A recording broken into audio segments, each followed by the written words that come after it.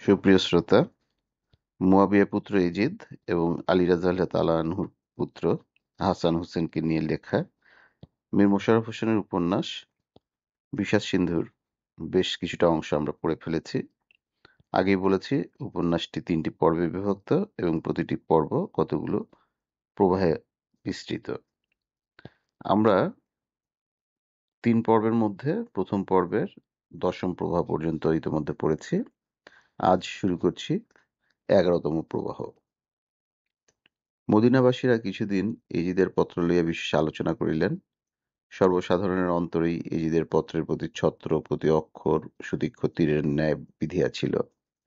হাসান হোসেনের প্রতি ইজিদ যেরূপ অপমানসূচক কথা ব্যবহার করিয়াছে, তাহার শাস্তি কোথায় হইবে, ঈশ্বর যে কি শাস্তি প্রদান করিবেন, তাহারা তাহা ভাবিয়া স্থির করিতে পারিলেন না। প্রাচীনেরা দিবারাত্রি হাসান হোসেনের মঙ্গল কামনায় ঈশ্বর সমীপে প্রার্থনা করিতে লাগিলেন। পূর্ণবয়স্করা বলিতে লাগিলেন, আমরা বাঁচিয়া থাকিতে কাহার সাধ্য ইমাম হাসান হোসেনের প্রতি দৌরাত্ম্য করে? আমরা বাঁচিয়া থাকিতে কে নরাধম ইমামের প্রতি অযথা ব্যবহার করিবে? তাহাকে শীঘ্রই নরকের জ্বলন্ত অগ্নির শিখার মধ্যে পড়িতে হইবে। নব্য যুবকরা বলিতে লাগিলেন, দামেস্কের কাসেদকে একবার দেখিতে পাইলে মদিনার খাজনা দিয়া বিদায় করিতাম। এত দিতাম যে বহন করিয়া লইয়া যাইতে তাহার শক্তি থাকিত না। দেহটি এখানে রাখিয়া শুধু প্রাণ লইয়া দামেস্কে ফিরিয়া যাইতে হইত। স্ত্রী পুরুষ মাত্রেই ইয়েজিদের নামে শত শত পাদুকাঘাত করিয়াছিলেন। কিছুদিন গত হইল, দামেস্কের আর কোনো সংবাদ নাই। ইয়েজিদের আন্দোলন ক্রমে ক্রমে অনেক পরিমাণে কমিয়া আসিল। মদিনাবাসীরা আপন আপন গৃহে শুইয়া আছেন। নিশা প্রায় অবসান হইয়া আসিয়াছে। এমন সময় সহসা নাকারার শব্দ শুনিতে পাইয়া অগ্রপ্রান্তে গ্রামবাসীরা জাগিয়া উঠিলেন। অসময়ে রণবাদ্যের কোনো কারণই নির্ণয় করিতে পারিলেন না। প্রভাত নিকটবর্তী, ইহার সঙ্গে সঙ্গে সেই বাজনাও নিকটবর্তী হইতে লাগিল। সূর্যোদয় পর্যন্ত নগরের প্রায় সমস্ত লোকই সেই তুমুল ঘোর রণবাদ্য কান পাতিয়া শুনিল। অনেকে নগরের বাহির হইয়া দেখিলেন যে বহু সংখ্যক সৈন্য বীর দর্পে গম্য পথ অধিকার করিয়া নগর অভিমুখে আসিতেছে। মদিনাবাসীরা কিছুদিন এজিদের পত্র লইয়া বিশেষ আলোচনা করিলেন। সর্বসাধারণের অন্তরেই এজিদের পত্রের প্রতি ছত্র প্রতি অক্ষর সুতীক্ষ্ণ তীরের ন্যায় বিঁধিয়াছিল। হাসান হোসেনের প্রতি এজিদ যেরূপ অপমানসূচক কথা ব্যবহার করিয়াছে, তাহার শাস্তি কোথায় হইবে, ঈশ্বর যে কি শাস্তি প্রদান করিবেন, তাহারা তাহা ভাবিয়া স্থির করিতে পারিলেন না। প্রাচীনেরা দিবারাত্রি হাসান হোসেনের মঙ্গল কামনায় ঈশ্বর সমীপে প্রার্থনা করিতে লাগিলেন। পূর্ণবয়স্করা বলিতে লাগিলেন, আমরা বাঁচিয়া থাকিতে কাহার সাধ্য ইমাম হাসান হোসেনের প্রতি দৌরাত্ম্য করে? আমরা বাঁচিয়া থাকিতে যে নরাধম ইমামের প্রতি অযথা ব্যবহার করিবে, তাহাকে শীঘ্রই নরকের জ্বলন্ত অগ্নিরাশির মধ্যে জ্বলিতে হইবে। নব্য যুবকেরা বলিতে লাগিলেন, দামেস্কের কাসেদকে একবার দেখিতে পাইলে মদিনার খাজনা দিয়া বিদায় করিতাম। এত দিতাম যে বহন করিয়া লইয়া যাইতে তাহার শক্তি থাকিত না। দেহটি এখানে রাখিয়া শুধু প্রাণ লইয়া দামেস্কে ফিরিয়া যাইতে হইত। স্ত্রী পুরুষ মাত্রই ইয়েজিদের নামে শত্রু ভাবিয়া শত পাদুকাঘাত করিয়াছিলেন। কিছুদিন গত হইল, দামেস্কের আর কোনো সংবাদ নাই। এজিদের আন্দোলন ক্রমে ক্রমে অনেক পরিমাণে কমিয়া আসিল। মদিনাবাসীরা আপন আপন গৃহে শুইয়া আছেন। নিশা প্রায় অবসান হইয়া আসিয়াছে। এমন সময় সহসা নাকারার শব্দ শুনিতে পাইয়া অগ্রপ্রান্তে সীমাবাসীরা জাগিয়া উঠিলেন। অসময়ে রণবাদ্যের কোনো কারণই নির্ণয় করিতে পারিলেন না। প্রভাত নিকটবর্তী, ইহার সঙ্গে সঙ্গে সেই বাজনাও নিকটবর্তী হইতে লাগিল। সূর্যোদয় পর্যন্ত নগরের প্রায় সমস্ত লোকের কানেই সেই তুমুল ঘোর রণবাদ্য প্রবেশ করিয়া দীর্ঘসূত্রীরা নিদ্রাভঙ্গ করিলেন। অনেকে নগরের বাহির হইয়া দেখিল যে বহু সংখ্যক সৈন্য বীর দর্পে গম্য পথ অন্ধকার করিয়া নগর অভিমুখে আসিতেছে। সূর্যদেব সহস্র কিরণেও মদিনাবাসীকে নিজ মূর্তি দেখাইতে পারিতেছে না। সকলেই স্থির সিদ্ধান্ত করিলেন যে হাসান হোসেনকে নির্যাতন এবং তাহাদের প্রাণহরণ মানসে এজিদ সশরীরে সমরে আসিতেছেন। আব্দুর রহমান আর বিলম্ব করিলেন না। দ্রুত গমন করিয়া হাসান হোসেনের নিকট সমুদয় বৃত্তান্ত জানাইলেন। তাহারাও আর কাল বিলম্ব না করিয়া এজিদের বিরুদ্ধে জেহাদ ঘোষণা করিয়া যুদ্ধের আয়োজনে ব্যতিব্যস্ত হইলেন। মুহূর্ত মধ্যে মদিনার ঘরে ঘরে জেহাদ রবের প্রতিধ্বনি হইতে লাগিল। মোহাম্মদীয়গণ জিহাদের নাম শুনিয়া আহ্লাদে নাচিয়া উঠিলেন। বিধর্মীর অস্ত্রাঘাতে প্রাণ ত্যাগ করিলেই শহীদ হইব, স্বর্গের দ্বার শহীদদিগের নিমিত্ত সর্বদাই খোলা রহিয়াছে। ধর্মযুদ্ধে বিধর্মীর অস্ত্রাঘাতে রক্তপ্রবাহ মোহাম্মদীয়গণের সমুদয় পাপ বিধৌত হইয়া পবিত্রভাবে পুণ্যাত্মা রূপ ধারণ করিয়া নির্বিচারে যে স্বর্গ সুখী হইবে, ইহা মুসলমান মাতৃ অন্তরে জাগিয়াছে এবং অনন্তকাল জাগিয়া থাকিবে। মদিনার বালক বৃদ্ধ পূর্ণবয়স্ক সকলেই রণবেশে সজ্জিত হইতে লাগিলেন।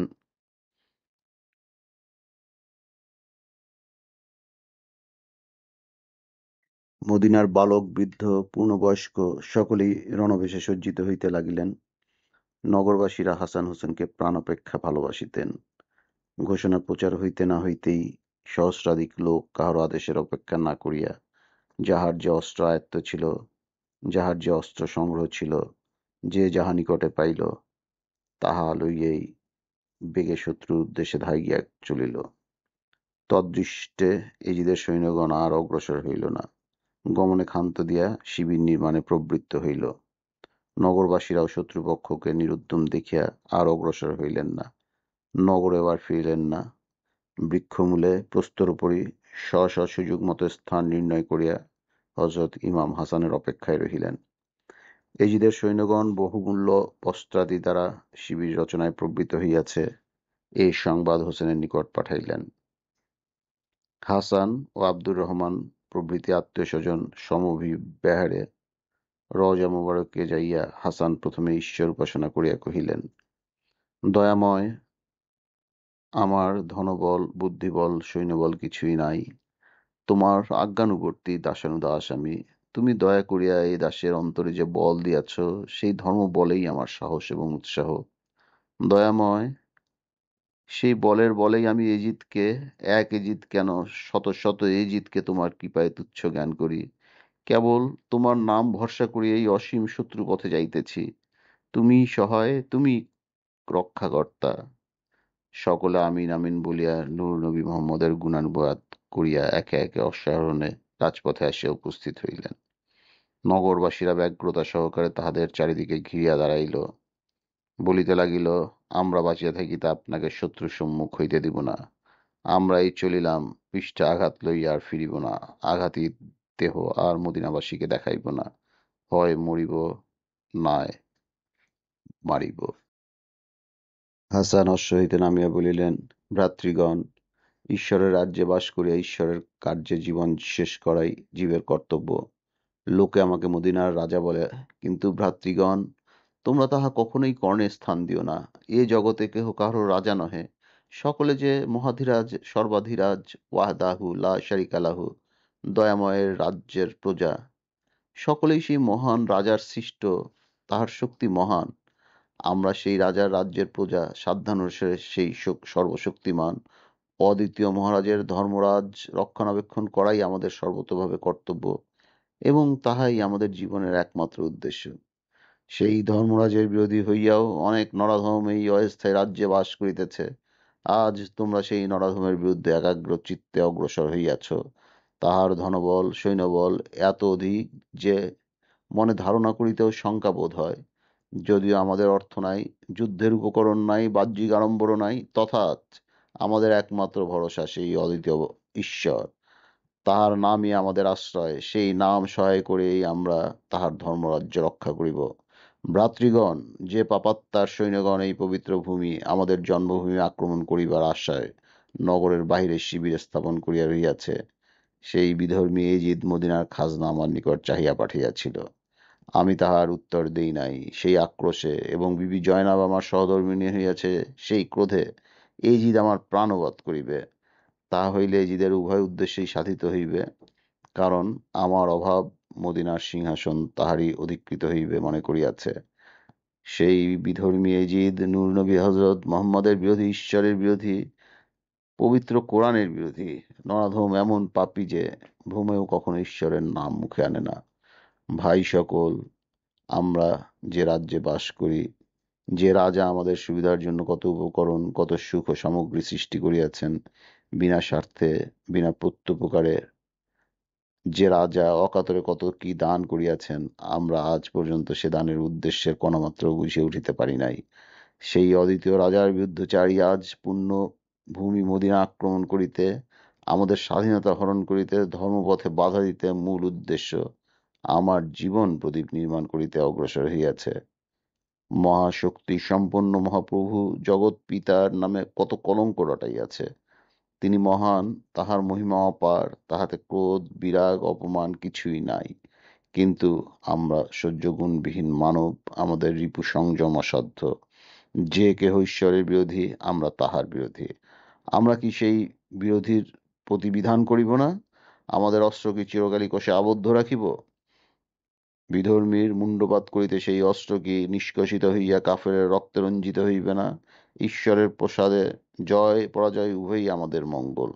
যদি তাহার কৃপায় বিধর্মীর রক্ত আজ মদিনা প্রান্তরে বহাইতে হয়, ধর্ম রক্ষা ও জন্মভূমির স্বাধীনতা রক্ষা করিতে বিধর্মীর অস্ত্রে যদি আত্মবিসর্জন হয়, তাহাতেও অক্ষয় স্বর্গলাভ। ভ্রাতৃগণ, আজ আমাদের এই স্থির প্রতিজ্ঞা যে, হয় জন্মভূমির স্বাধীনতা রক্ষা করিয়া মোহাম্মদীয় ধর্মের উৎকর্ষ সাধন করিব, না হয় অকাতরে রক্তস্রোতে আমাদের এই অস্থায়ী দেহ খণ্ডে খণ্ডে ভাসাইয়া দিব।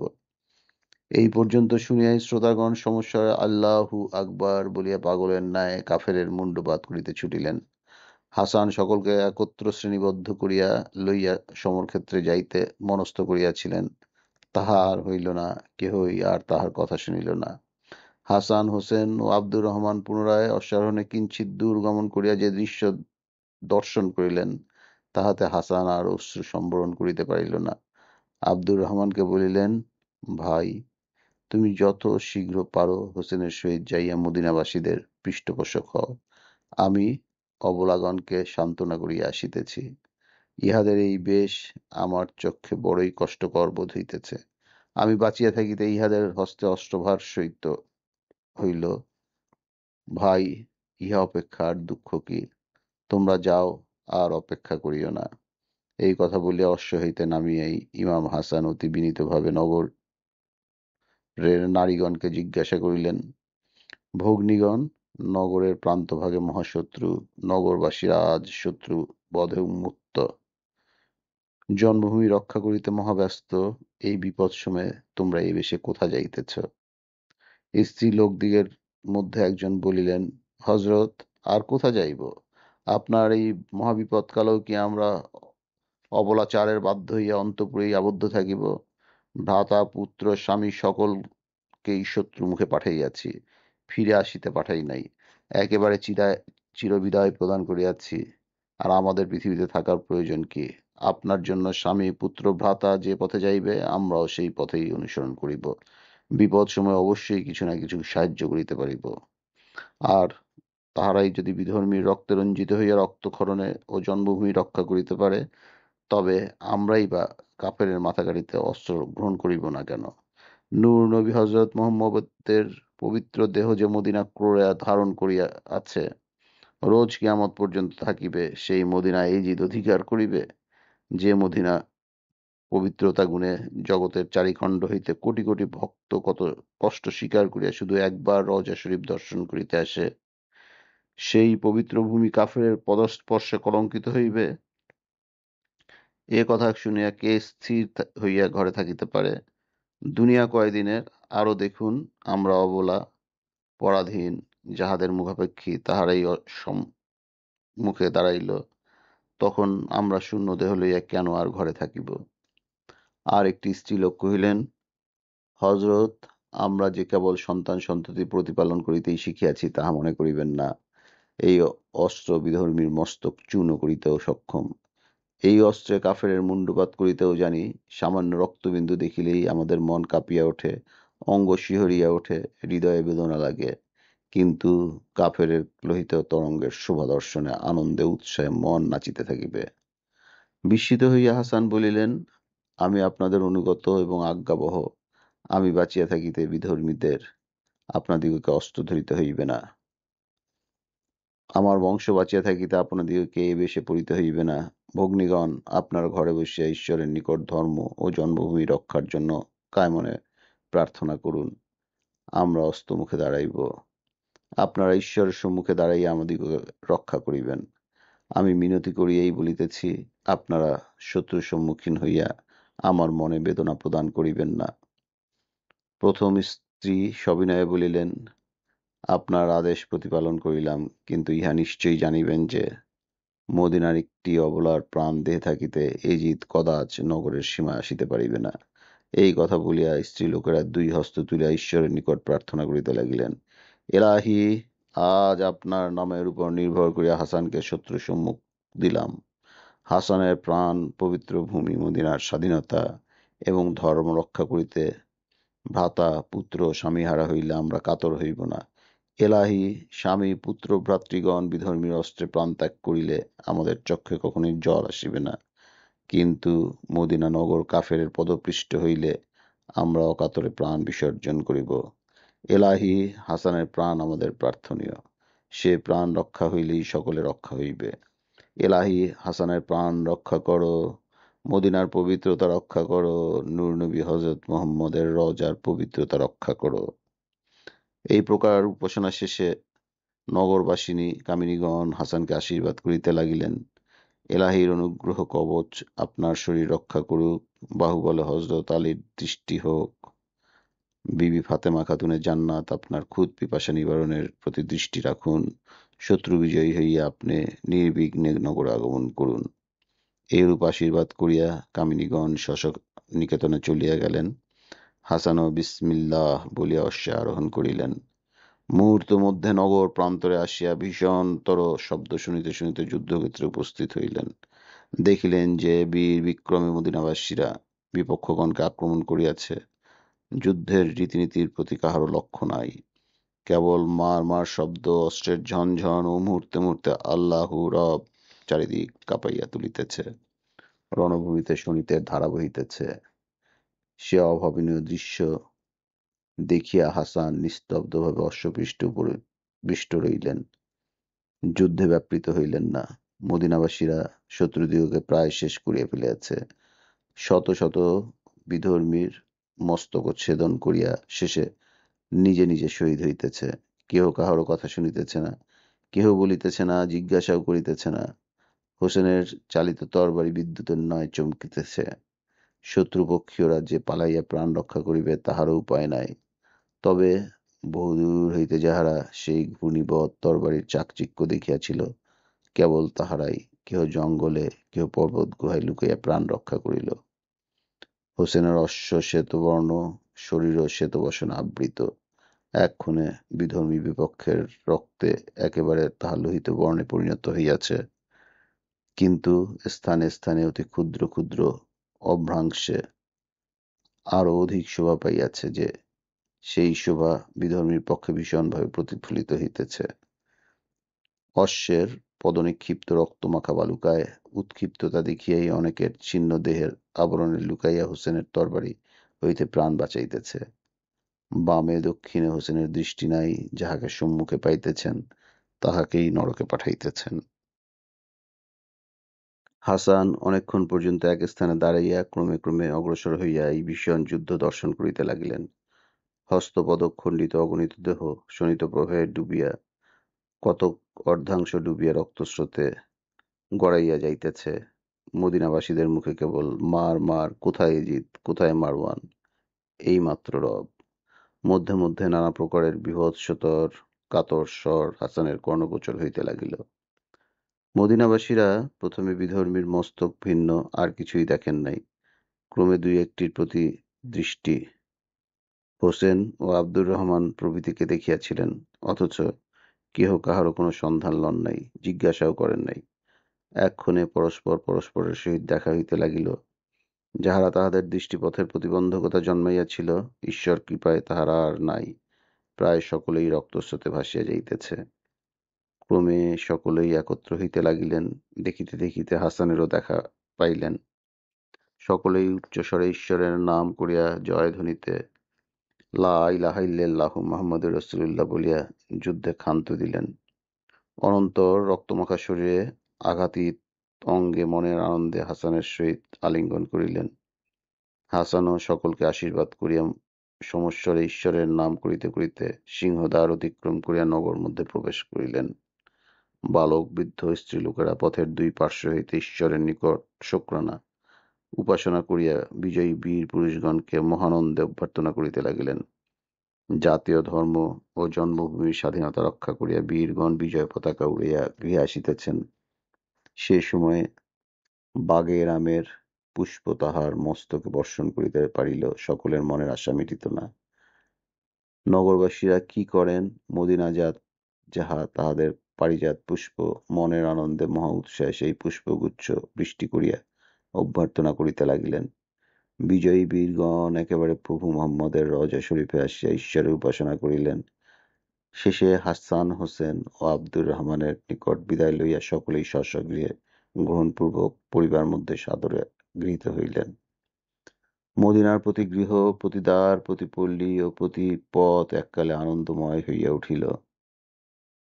মদিনাবাসীরা বিজয় নিশান উড়াইয়া রণভূমি পরিত্যাগ করিলে ছিন্ন বিচ্ছিন্ন মৃতদেহের মধ্যে প্রাণের ভয়ে যাহারা লুকাইয়াছিলেন, ক্রমে ক্রমে তাহারা মস্তক উত্তোলন করিয়া দেখিলেন, আর জনপ্রাণীমাত্র যুদ্ধক্ষেত্রে নাই। সহস্র সহস্র মস্তক ও সহস্র সহস্র দেহ রক্তমাখা হইয়া বিকৃতভাবে পড়িয়া আছে। কেহ অশ্বসহ দ্বিখণ্ডিত হইয়া অশ্বদেহে চাপা পড়িয়াছে, কাহারও খণ্ডিত হস্ত কাটিয়া পড়িয়া আছে। শরীরের দেখা মাত্র নাই, কোন শরীরের হস্ত নাই, কাহারও জঙ্ঘা কাটিয়া কোথায় পড়িয়াছে। অপরাংশ কোন অশ্বের পশ্চাৎ পদের সহিত রক্তে জমাট বাঁধিয়া রহিয়াছে। অশ্বদেহে মনুষ্য মস্তক, মনুষ্যদেহে অশ্বমস্তক সংযোজিত হইয়াছে। এইরূপ শোচনীয় অবস্থা অবলোকন করিয়া হতাশ সেনাগণ কি করিবে, কোন উপায় নির্ধারণ করিতে পারিল না। ক্রমে ক্রমে দুইটি তিনটি করিয়া একত্র হইল। পর্বত গুহায় যাহারা লুকাইয়া ছিল, তাহারাও যুদ্ধক্ষেত্রে নীরব নিস্তব্ধ ভাব বুঝিয়া ক্রমে ক্রমে বাহির হইল। তন্মধ্যে মারওয়ান ও তবে অলিদ উভয়েই ছিলেন। সঙ্গীদিগের এই হৃদয় বিদারক অবস্থা দেখিয়া তাহারা কিছুই দুঃখিত হইল না। কেবল মারওয়ান বলিল, ভাই অলিদ, মদিনাবাসীর অস্ত্রে এত তেজ, হোসেনের এত পরাক্রম, ইহা আমি স্বপ্নেও ভাবি নাই। যাহা হইবার হইয়াছে, গত বিষয়ের চিন্তায় আর লাভ কি? পুনরায় চেষ্টা। মহারাজ ইজিদের আজ্ঞা মনে করো। যে যদি শব্দে তাহার হৃদয় কাঁপিয়া উঠিয়াছিল, তাহাই যদি সফল হইল, তবে ইহা তো নতুন ঘটনা নহে। মহারাজের শেষ আজ্ঞা প্রতিজ্ঞা পরীক্ষা করে যাইব। জীবন লইয়া আর দামেস্কে যাইব না, এ মুখ আর দামেস্কবাসীকে দেখাইব না। পুনরায় সৈন্য সংগ্রহ করিব, পুনরায় হাসান বধ চেষ্টা করিব। মহারাজ এজিদের অভাব কিসের? সৈন্যগণ, তোমরা একজন এখনই দামেস্ক নগরে যাত্রা করো। যাহা সচক্ষে দেখিলে, ভাগ্য বলে মুখে বলিতেও সময় পাইলে, অবিকল মহারাজ সমীপে এই যুদ্ধাবস্থার বর্ণনা দিবে। আর বলিও যে মারওয়ান মরে নাই, হাসানের প্রাণ সংহার না করিয়া সে মদিনা পরিত্যাগ করিবে না। আরও বলিও যে মহারাজের শেষ আজ্ঞা প্রতিপালন করিতেই সে এক্ষণে প্রস্তুত হইয়াছে। যত শীঘ্র হয় পুনরায় সৈন্য সংগ্রহ করিয়া মদিনায় প্রেরণ করুন। আর যাহা সচক্ষে দেখিলে কিছুই গোপন করিও না, তৎসমস্তই অকপটে প্রকাশ করিয়া বলিও। মারওয়ানের আজ্ঞামাত্র ইমরান নামক এক ব্যক্তি দামেস্কে যাত্রা করিলেন। মারওয়ান ছদ্মবেশে নগরের কোন এক গুপ্ত স্থানে অলিদের সহিত বাস করিতে লাগিলেন, আর তার সঙ্গীরা নিকটস্থ পর্বত গুহায় মারওয়ানের আদেশক্রমে অবস্থিত হইল।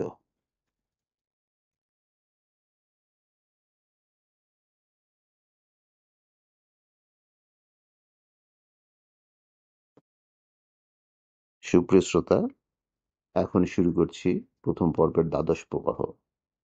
ঋণের শেষ, অগ্নির শেষ, ব্যাধির শেষ, শত্রুর শেষ থাকিলে ভবিষ্যতে মহাবিপদ। পুনরায় তাহা বর্ধিত হইলে আর শেষ করা যায় না। রাত্রি 2 প্রহর। মদিনাবাসীরা সকলেই নিদ্রিত। মারওয়ান ছদ্মবেশে নগর ভ্রমণ করিয়া আসিতেছেন।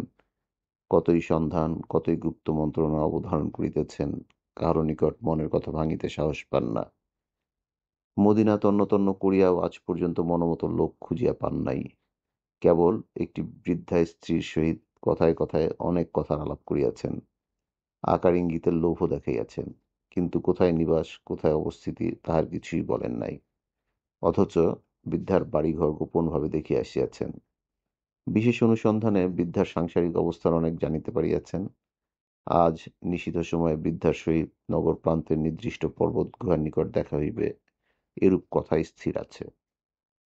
মারওয়ান নিয়মিত সময়ের মধ্যে বৃদ্ধার বাটির নিকটে গোপনভাবে যাইয়া সমুদয় অবস্থা জানিয়া আসিতেছেন যে বৃদ্ধার কথায় কোনরূপ সন্দেহ আছে কিনা। সমুদয় দেখিয়া শুনিয়া শীঘ্র শীঘ্র ফিরিয়া আসিতেছেন। নির্দিষ্ট সময়ের পূর্বেই গিরিগুহার নিকট যাইয়া বৃদ্ধার অপেক্ষায় থাকিবেন। সেই স্ত্রীলোকটির নাম মায়মুনা। সুপ্রিয় শ্রোতা, মায়মুনার কথা নাম শুনতেই আমাদের গা শিউরে ওঠে। উপন্যাসের এই চরিত্রটির একটি বিশেষ ভূমিকা রয়েছে, আমরা কিছুক্ষণ পরে সে সম্পর্কে জানব। মায়মুনার কেশপাশ শুভ্র বলিয়াই লেখক তাহাকে বৃদ্ধ বলিয়া সম্বোধন করিয়াছেন, কিন্তু মায়মুনা বাস্তবিকই বৃদ্ধা নহে। মারওয়ান চলিয়া গেলে তাহার কিছুক্ষণ পরেই একটি স্ত্রীলোক স্বদেশীয় পরিচ্ছদ পরিধান করিয়া অন্যমনস্কভাবে কি যেন চিন্তা করিতে করিতে রাজপথ দিয়া যাইতেছেন, আব্রু অনাবৃত। ক্ষণে ক্ষণে আকাশে লক্ষ্য করিয়া সেই স্ত্রীলোক চন্দ্র ও আদমসুরত প্রতি বারবার দৃষ্টি করিতেছে। তাহার আর কোনো অর্থ নাই, বোধ হয় নির্দিষ্ট সময় উত্তীর্ণ হইবার আশঙ্কা। অর্থলোভে পাপকার্যে রত হইবে, তাহাই আলোচনা করিয়া অন্যমনস্ক হইতেছে। তারাদল একবার চক্ষু বুজিয়া ইঙ্গিতে যেন তাহাকে বারে বারে নিষেধ করিতেছে। প্রকৃতি স্বাভাবিক নিস্তব্ধতার মধ্য হইতেও যেন না না শব্দে বারণ করিতেছে। মায়মুনা কর্ণে টাকার কথার সংখ্যা শুনিতে ব্যস্ত। সে বারণ শুনিবে কেন? মন সেই নির্দিষ্ট পর্বত গুহার নিকট, এই সকল নিবারণের প্রতি সে মন কি আকৃষ্ট হইতে পারে? নগরের বাহির হইয়া একটু দ্রুতপদে চলিতে লাগিল। নির্দিষ্ট গিরিগুহার নিকটে মারওয়ান অপেক্ষা করিতেছিলেন। মায়মুনাকে দেখিয়া তাহার মনের সন্দেহ একেবারে দূর হইল। উভয় একত্র হইলেন, কথাবার্তা চলিতে লাগিল। মায়মুনা বলিল, আপনার কথার ভাবে আমি অনেক জানিতে পারিয়াছি। আমাকে যদি বিশ্বাস করেন তবে একটি কথা বলি। মারওয়ান কহিলেন, তোমাকে বিশ্বাস না করিলে মনের কথা ভাঙিব কেন? তোমার কথাক্রমে এই নিশীথ সময় জনশূন্য পর্বত গুহার নিকটই বা আসিব কেন? তোমার যাহা ইচ্ছা বলো। মায়মুনা কহিল, কার্য শেষ করিলে তো দিবেনই, কিন্তু অগ্রে কিছু দিতে হইবে। দেখুন, অর্থই সকল। আমি নিতান্ত দুঃখিনী, আপনার এই কার্যটি সহজ নহে। কতদিনে যে শেষ করিতে পারিব তাহার ঠিক নাই। এই কার্যের জন্যই আমাকে সর্বদা চিন্তিত থাকিতে হইবে। জীবিকা নির্বাহের জন্য অন্য কোনো উপায় হস্তসংকোচ করিতে হইবে। দিবারাত্রি কেবল এই মন্ত্রণা, এই কথা লইয়াই ব্যতিব্যস্ত থাকিতে হইবে। আপনি বিবেচনা করুন, ইহার কোনটি অযথার্থ বলিলাম। কথার ভাব বুঝিয়া কয়েকটি স্বর্ণমুদ্রা মায়মুনার হস্তে দিয়া মারওয়ান বলিলেন, যদি কৃতকার্য হইতে পারো, সহস্র সুবর্ণ মোহর তোমার জন্য ধরা রহিল। মোহরগুলি রুমালে বাঁধিয়া ময়মুনা বলিল, দেখুন, যার 2-3টা স্ত্রী, তার প্রাণবধ করিতে কতক্ষণ লাগে। সে তো আজরাইলকে সর্বদা নিকটে বসাইয়াই রাখিয়াছে। মারওয়ান কহিলেন, তাহা নয় বটে, কিন্তু লোকটি আবার কেমন? যেমন লোক স্ত্রীরাও তেমনি। 2-3টি স্ত্রী হওয়া আর ভয়ের কারণ কি? ময়মুনা কহিল, ও কথা বলিবেন না। পয়গম্বরী হন, ইমামই হন, ধার্মিক পুরুষই হন আর রাজাই হন, এক প্রাণ কয়জনকে দেয়া যায়? ভাগি জুটেলেই নানা কথা, নানা গোলযোগ। সপত্নীবাদ না আছে এমন স্ত্রী লোক জন্মে নাই।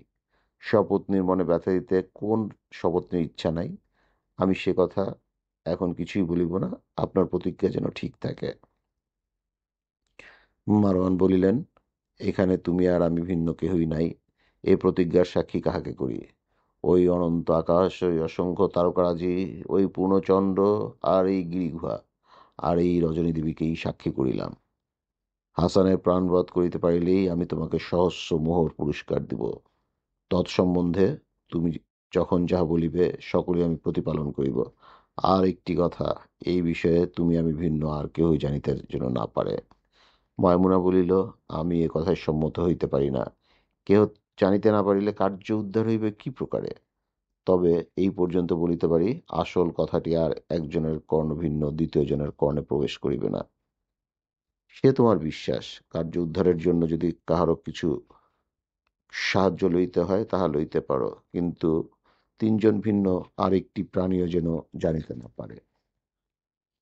মাইমুনা বলিল, হজরত, আমাকে নিতান্ত সামান্য স্ত্রীলোক মনে করিবেন না। দেখুন, রাজমন্ত্রীরা রাজ্য রক্ষা করে, যুদ্ধ বিগ্রহ বা সন্ধির মন্ত্রণা দেয়, নির্জনে বসিয়া কত প্রকারে বুদ্ধির চালনা করে, আর এ কার্যে সেই কার্য অপেক্ষা কম নহে। যেখানে অস্ত্রের বল নাই, মহাবীরের বীরত্ব নাই, সাহস নাই, সাধ্য নাই, সেইখানেই মাইমুনা। শত অর্গলযুক্ত দ্বারও অতি সহজে খুলিয়া থাকি। যেখানে বায়ুর গতিবিধি নাই, সেখানেও আমি অনায়াসে গমন করি। যে যোদ্ধার অন্তর পাষাণে গঠিত, তাহার মন গলাইয়া মোমে পরিণত করিতে পারি। যে কুলবধূ সূর্যের মুখ কখনো দেখে নাই, চেষ্টা করিলে তাহার সঙ্গেও দুটো কথা কহিয়া আসিতে পারি। নিশ্চয়ই জানিবেন, পাপশূন্য দেহ নাই, লোকশূন্য জগৎ নাই, যেখানে যাহা খুঁজিবেন সেইখানেই তাহা পাইবেন।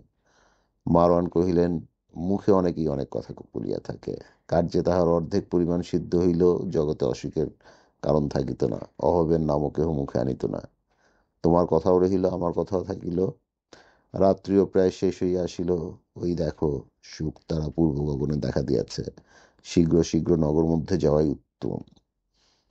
আমি তোমার বাটির সন্ধান লইয়াছি, আবশ্যক মতো যাইব, এবং গুপ্ত পরামর্শ আবশ্যক হইলে নিশিত সময় উভয়ে এই গিরিগুহের নিকট আসিয়া সমুদয় কথাবার্তা কহিব ও শুনিব। এই বলিয়া মারওয়ান বিদায় লইলেন। মাইমুনাও বাড়িতে গেল। গৃহমধ্যে শয্যার উপরে বসিয়া মোহরগুলি দীপালোকে এক এক করিয়া গুনিয়া যথাস্থানে স্থাপনপূর্বক আপনা আপনি বলিতে লাগিল। হাসান আমার কে? হাসানকে মারিতে আমার দুঃখ কি? আর ইহাও এক কথা, আমি নিজে মারিব না, আমি কেবল উপলক্ষ মাত্র। আমার কি পাপ? মনে মনে এইরূপ আন্দোলন করিতে করিতে মাইমুনা শয়ন করিল। রাত্রি প্রভাত হইল। নগরস্থ মসজিদে প্রভাতীর উপাসনার জন্য ভক্তবৃন্দ সুস্বরে আহ্বান করিতেছে। নিদ্রাপেক্ষা ধর্মালোচনা অতি উৎকৃষ্ট। আরব্য ভাষায় এই কথার ঘোষণা করিতেছে। ক্রমে সকলেই জাগিয়া উঠিল। নিত্যক্রিয়াদি সমাধি করিবার পর সকলের মুখেই শত সহস্র প্রকারে ঈশ্বরের নাম ঘোষিত হইতে লাগিল। কি বালক, কি বৃদ্ধ, কি যুবক, কি যুবতী, সকলে ঈশ্বরের গুণগান করিয়া বিশ্রামদায়িনী বিভাবরীকে বিদায় দান করিলেন। সকলেই যেন ঈশ্বরের নামে তৎপর, ঈশ্বরের প্রেমে উৎসাহী। মদিনাবাসী মাত্রেই ঈশ্বরের উপাসনায় ব্যতিব্যস্ত। কেবল ময়মুনা ঘোর নিদ্রায় অভিভূতা। এই মাত্র শয়ন করিয়াছে, উপাসনার সময় উঠিতে পারে নাই। নিদ্রাভঙ্গের পরেই তাহাকে যে ভয়ানক পাপ কার্যে প্রবৃত্ত হইতে হইবে, যে সাংঘাতিক কার্যের অনুষ্ঠান করিতে হইবে, তাহা ভাবিলে হৃদয় শুষ্ক হয়। অর্থলোভে পুণ্যাত্মা হাসানের প্রাণ বিন্যাসে হস্ত প্রসারণ করিবে। ওহ, পাষাণের প্রাণ কি পাষাণ অপেক্ষাও কঠিন। নিরপরাধ পবিত্র দেহের সংহার করিবে, এ পাপ কি একটু তাহার মনে হইতেছে না? অকাতরে নিদ্রা সুখ অনুভব করিতেছে। কি আশ্চর্য! রমণীর প্রাণ কি এতই কঠিন হইতে পারে? মায়মুনা নিদ্রিত অবস্থাতেই শয্যাপরিস্থ উপাধান চাপিয়া ধরিয়া গোঁয়াইতে গোঁয়াইতে বলিতে লাগিল, আমি নহি, আমি নহি, মারওয়ান, ইজিদের প্রধান উজির মারওয়ান। দুই তিনবার মারওয়ানের নাম করিয়া মাইমুনার নিদ্রা ভঙ্গ হইল। নিদ্রিত অবস্থায় কি স্বপ্ন দেখিয়াছিল, কি কারণে ভয় পাইয়াছিল, কি কষ্টে পড়িয়াছিল, কে কি বলিল, মাইমুনার মন তাহা জানে। মাইমুনা নিস্তব্ধ হইয়া শয্যা বসিয়া রহিল। এক দৃষ্টে কি দেখিল, কি ভাবিল, নিজেই জানিল। হেসে বলিল, স্বপ্ন সকল অমূলক চিন্তা। বুদ্ধিহীন মূর্খেরাই স্বপ্নে বিশ্বাস করিতে থাকে। যাহাই আমার কপালে থাকুক, আমি স্বপ্নে যাহা দেখিলাম, সে ভয়ে হাজার মোহরের লোভ কখনোই পরিত্যাগ করিতে পারিব না। এ কি কম কথা! একটা নয়, দুটো নয়, ১০ শত মোহর। প্রস্তরাঘাতে মরিব, যে দিবে সেই মারিবে। এ কি কথা! এই বলিয়াই অন্য গৃহে গমন করিল। কিঞ্চিৎ বিলম্বে নতুন আকারে নতুন বেশে গৃহ হইতে বহির্গত হইল। মায়মুনা এখন ধীর, নম্র, সর্বাঙ্গে বোরকা। বোরকা ব্যবহার না করিয়া স্ত্রীলোকেরা প্রকাশ্য রাজপথে গমনাগমন করিলে রাজবিধি অনুসারে দণ্ডনীয় হইতে হয়। সেই জন্যই মায়মুনা বোরকা ব্যবহার করিয়া বহির্গত হইল। এখন পড়ছি প্রথম পর্বের ত্রয়োদশ প্রবাহ। মায়মুনা আজ কি উদ্দেশ্য সাধন করিতে বহির্গত, কোথায় যাইতেছে, তা পাঠকগণ বোধহয় বুঝিয়া থাকিবেন। মায়মুনা ইমাম হাসানের অন্তঃপুরে প্রায়ই যাতায়াত করিত। হাসনে বানুর নিকট তাহার আদর ছিল না। হাসনে বানুকে দেখিলেই সে ভয়ে জড়সড় হইত। জয়নবের নিকটও কয়েকদিন চক্ষের জল ফেলিয়া শপথ নিয়ে নিন্দাবাদ করিয়াছিল। হাসনে বানু থাকিতে কাহারও সুখ নাই, এই প্রকারে আরও দুই একটা মন ভাঙানো মন্ত্র আউড়াইয়াছিল, কিন্তু তাহাতেও সুফল হয় নাই। বরং যাহা শুনিয়াছিল তাহাতে জয়নবের নিকট চক্ষের জল ফেলিতে আর সাহস করিত না। নিতান্তই আবশ্যক না হইলে জয়নবের নিকটে আর যাইতও না। জায়দা তাহার পুরাতন ভালোবাসা। জায়দার সঙ্গে বেশি আলাপ, বেশি কথা, বেশি কান্না। মাইমুনাকে দেখিতে পাইলেই জায়দা মনের কপাট খুলিয়া বসিতেন। পূর্ব কথা, জয়নাব আসিবার পূর্বেরই হাসানের ভালোবাসা, হাসানের আদর যত্ন, আর এখনকার অবস্থা বলিতে বলিতে জায়দার দুই এক ফোঁটা চক্ষের জল ফেলিতেন। মাইমুনাও সেই কান্নায় যোগ দিয়া কাঁদিয়া কাঁদিয়া চক্ষু ফুলাইত। জায়দা ভাবিয়াছিলেন, মদিনার মধ্যে যদি কেহ তাহাকে ভালোবাসে তবে সে মাইমুনা। তাহার অন্তরের দুঃখে যদি কেহ দুঃখিত হয় তবে সে মাইমুনা। দুটা মুখের কথা কহিয়া সান্ত্বনা করিবার যদি কেহ থাকে তবে সে মাইমুনা। কোনরূপ উপকারের আশা থাকিলেও সেই মাইমুনাই তাহাকে তাহা করিতে পারে। মাইমুনা ভিন্ন সে সময় আপন বলিতে আর কাহাকেও চক্ষে দেখেন নাই। মাইমুনাকে দেখিয়াই ব্যস্তভাবে জিজ্ঞাসা করিলেন, মাইমুনা, এ কয়েকদিন দেখি নাই কেন? মাইমুনা উত্তর করিল, তোমার কাজ না করিয়া কেবল যাওয়া আসায় লাভ কি? তুমি তো বলিয়াই মনের ভাব পাতলা করিয়াছ। এখন ভোগ আমার, কষ্ট আমার, মেহনত আমার। তা বোন, তোমার জন্য যদি আমার ঘর কন্যা রসাতলে যায়, দিন দুনিয়া খারাপই হয় তাহাও স্বীকার, তথাপি চাহাতে হয় আমি তোমার উপকার করিবই করিব। আমি ভুলি নাই। জায়দা কহিলেন, সে সকল কথা আর আমার মনে নাই। পাগলের মতো একদিন কি বলিয়াছিলাম, তুমি তাই মনে করিয়া রাখিয়াছ। যা কথা, যা কথা, তুমি এখন আর কখনো মনে করিও না ওসব কথা, কোনো চেষ্টা করিও না। আমার মাথা খাও, আর ও কথা মুখে আনিও না। কৌশলে স্বামী বশ, মন্ত্রের গুণে স্বামীর মন ফিরানো, মন্ত্রে ভালোবাসা, ঔষধের গুণে স্বামী বশে আনা, এ সকল বড় লজ্জার কথা। স্বাভাবিক মনে যে আমার হইল না, তাহার জন্য আর কেন? সকলই অদৃষ্টের লেখা। আমি যত্ন করিলে কি আর হইবে? জয়নাবকে মারিয়াই বা কেন পাপের বোঝা মাথায় করিব? ঈশ্বর তাহাকে স্বামী সোহাগিনী করিয়াছেন, তাহাকে যে বাধা দিবে সেই অধপথে যাইবে। আমি সমুদয় বুঝিয়া একেবারে নিরস্ত হইয়াছি। যে আমার মনে হইল না, আমার মুখের দিকে যে ফিরিয়া তাকাইল না, তাহাকে ঔষধে বশ করিয়া লাভ কি বোন? সে বশ কয় দিনের, সে ভালোবাসা কয় মুহূর্তের? যদি মন্ত্র গুণে, যদি ঔষধের ক্ষমতা থাকে, তাহলে সে কি আর যথার্থ ভালোবাসার মতো হয়? ধরে বেঁধে আর মনের ইচ্ছায় যে কত প্রভেদ তাহা বুঝিতেই পারো। মানিলাম ঔষধে মন ফিরাইবে, নতুন ভালোবাসার সহিত শত্রুভাব জন্মাইয়া দিবে, কিন্তু আমাকে যে ভালোবাসিবে তাহার ঔষধ কি? তাহাও যেন হইল, কারণ আমি হাতে করিয়া খাওয়াইব, আমাকেই ভালোবাসার ভার সহিতে হইবে, কিন্তু ঔষধ তো আর চিরকাল পেটে থাকিবে না। ক্রমে ঔষধের গুণ কমিতে থাকিবে, ভালোবাসাও কমিতে থাকিবে। শেষে আবার যে সেই, বরং বেশিরই বেশি সম্ভব না। ব্যঙ্গচ্ছলে মামুনা জিজ্ঞাসা করিল, তবে কি আপোষ হইয়াছে? না ভাগ বন্টন বিধি ব্যবস্থা করিয়া ভাগাভাগি করিয়া লইয়াছ? কিংবা মনের মোকদ্দমার সালিসের নিষ্পত্তি হইয়া মিটমাট করিয়া লইয়াছ? জায়দা উত্তর করিলেন, ভাগ বন্টন করি নাই, আপোষও করি নাই, মিটমাটও করি নাই। এ জীবনে তাহা হইবে না। জায়দা বাঁচিয়া থাকিতে স্বামী ভাগ করিয়া লইবেও না। মনের খেদে আর কি করি বোন? দেখে শুনে একেবারে আশা ভরসায় জলাঞ্জলি দিয়া বসিয়াছি। স্বামীর নাম আর করিব না, স্বামীর কথাও আর আনিব না। যাহাদের স্বামী, যাহাদের ঘরকন্না, তাহারাই থাকুক, তাহারাই সুখ ভোগ করুক। জায়দা আজিও যে ভিখারিনী, কালও সে ভিখারিনী। ময়মনা কহিল, এত উদাস হইও না। যাহা করো বুদ্ধি স্থির করিয়া আগু কিছু বিবেচনা করিয়া করো। তোমার শত্রু অনেক, মিত্র অনেক। মনে করিলে তুমি রাজরানী, আবার মনে না করিলে তুমি পথের ভিখারিনী। আবার বোন, আমি তো দেখিতেছি বড় ইমাম যে চক্ষে জয়নাবকে দেখেন, তোমাকেও সেই চক্ষে দেখিয়া থাকেন, আবার সেই চক্ষে হাসনা বানুকেও দেখিয়া থাকেন। কোনো বিষয়ে তো ভিন্ন ভাব দেখিতে পাই না, শুনিতে পাই না। জয়নবই তার সবচেয়ে প্রথম ভালোবাসা, কিন্তু কই, আমি তো তাহার কিছুই দেখিতে পাই না, বরং দেখিতে পাই তোমার প্রতি তাহার টান অধিক। ঈশ্বর হাস্য করিয়া জায়দা কহিলেন, তুমি কি বুঝিবে? প্রকাশ্যে কিছুই তোর বিশেষ দেখিতে পাও না তা ঠিক, ভিতরে যে কি আছে তাহা যে কেমন করিয়া বুঝিবে? লোকের নিন্দা, ধর্মের ভয় কাহার না আছে? বিশেষত ইহারা ইমাম প্রকাশ্যে সকল স্ত্রীকে সমান দেখে, কিন্তু দেখা অনেক প্রকার আছে। ধর্মরক্ষা, লোকের মনের প্রবোধ, আমাদের মন বুঝানো অনায়াসেই হয়। কিন্তু উহার মধ্যে যে একটু গুহ্য ভাব আছে, তাহা আমি মুখে বলিতে পারি না।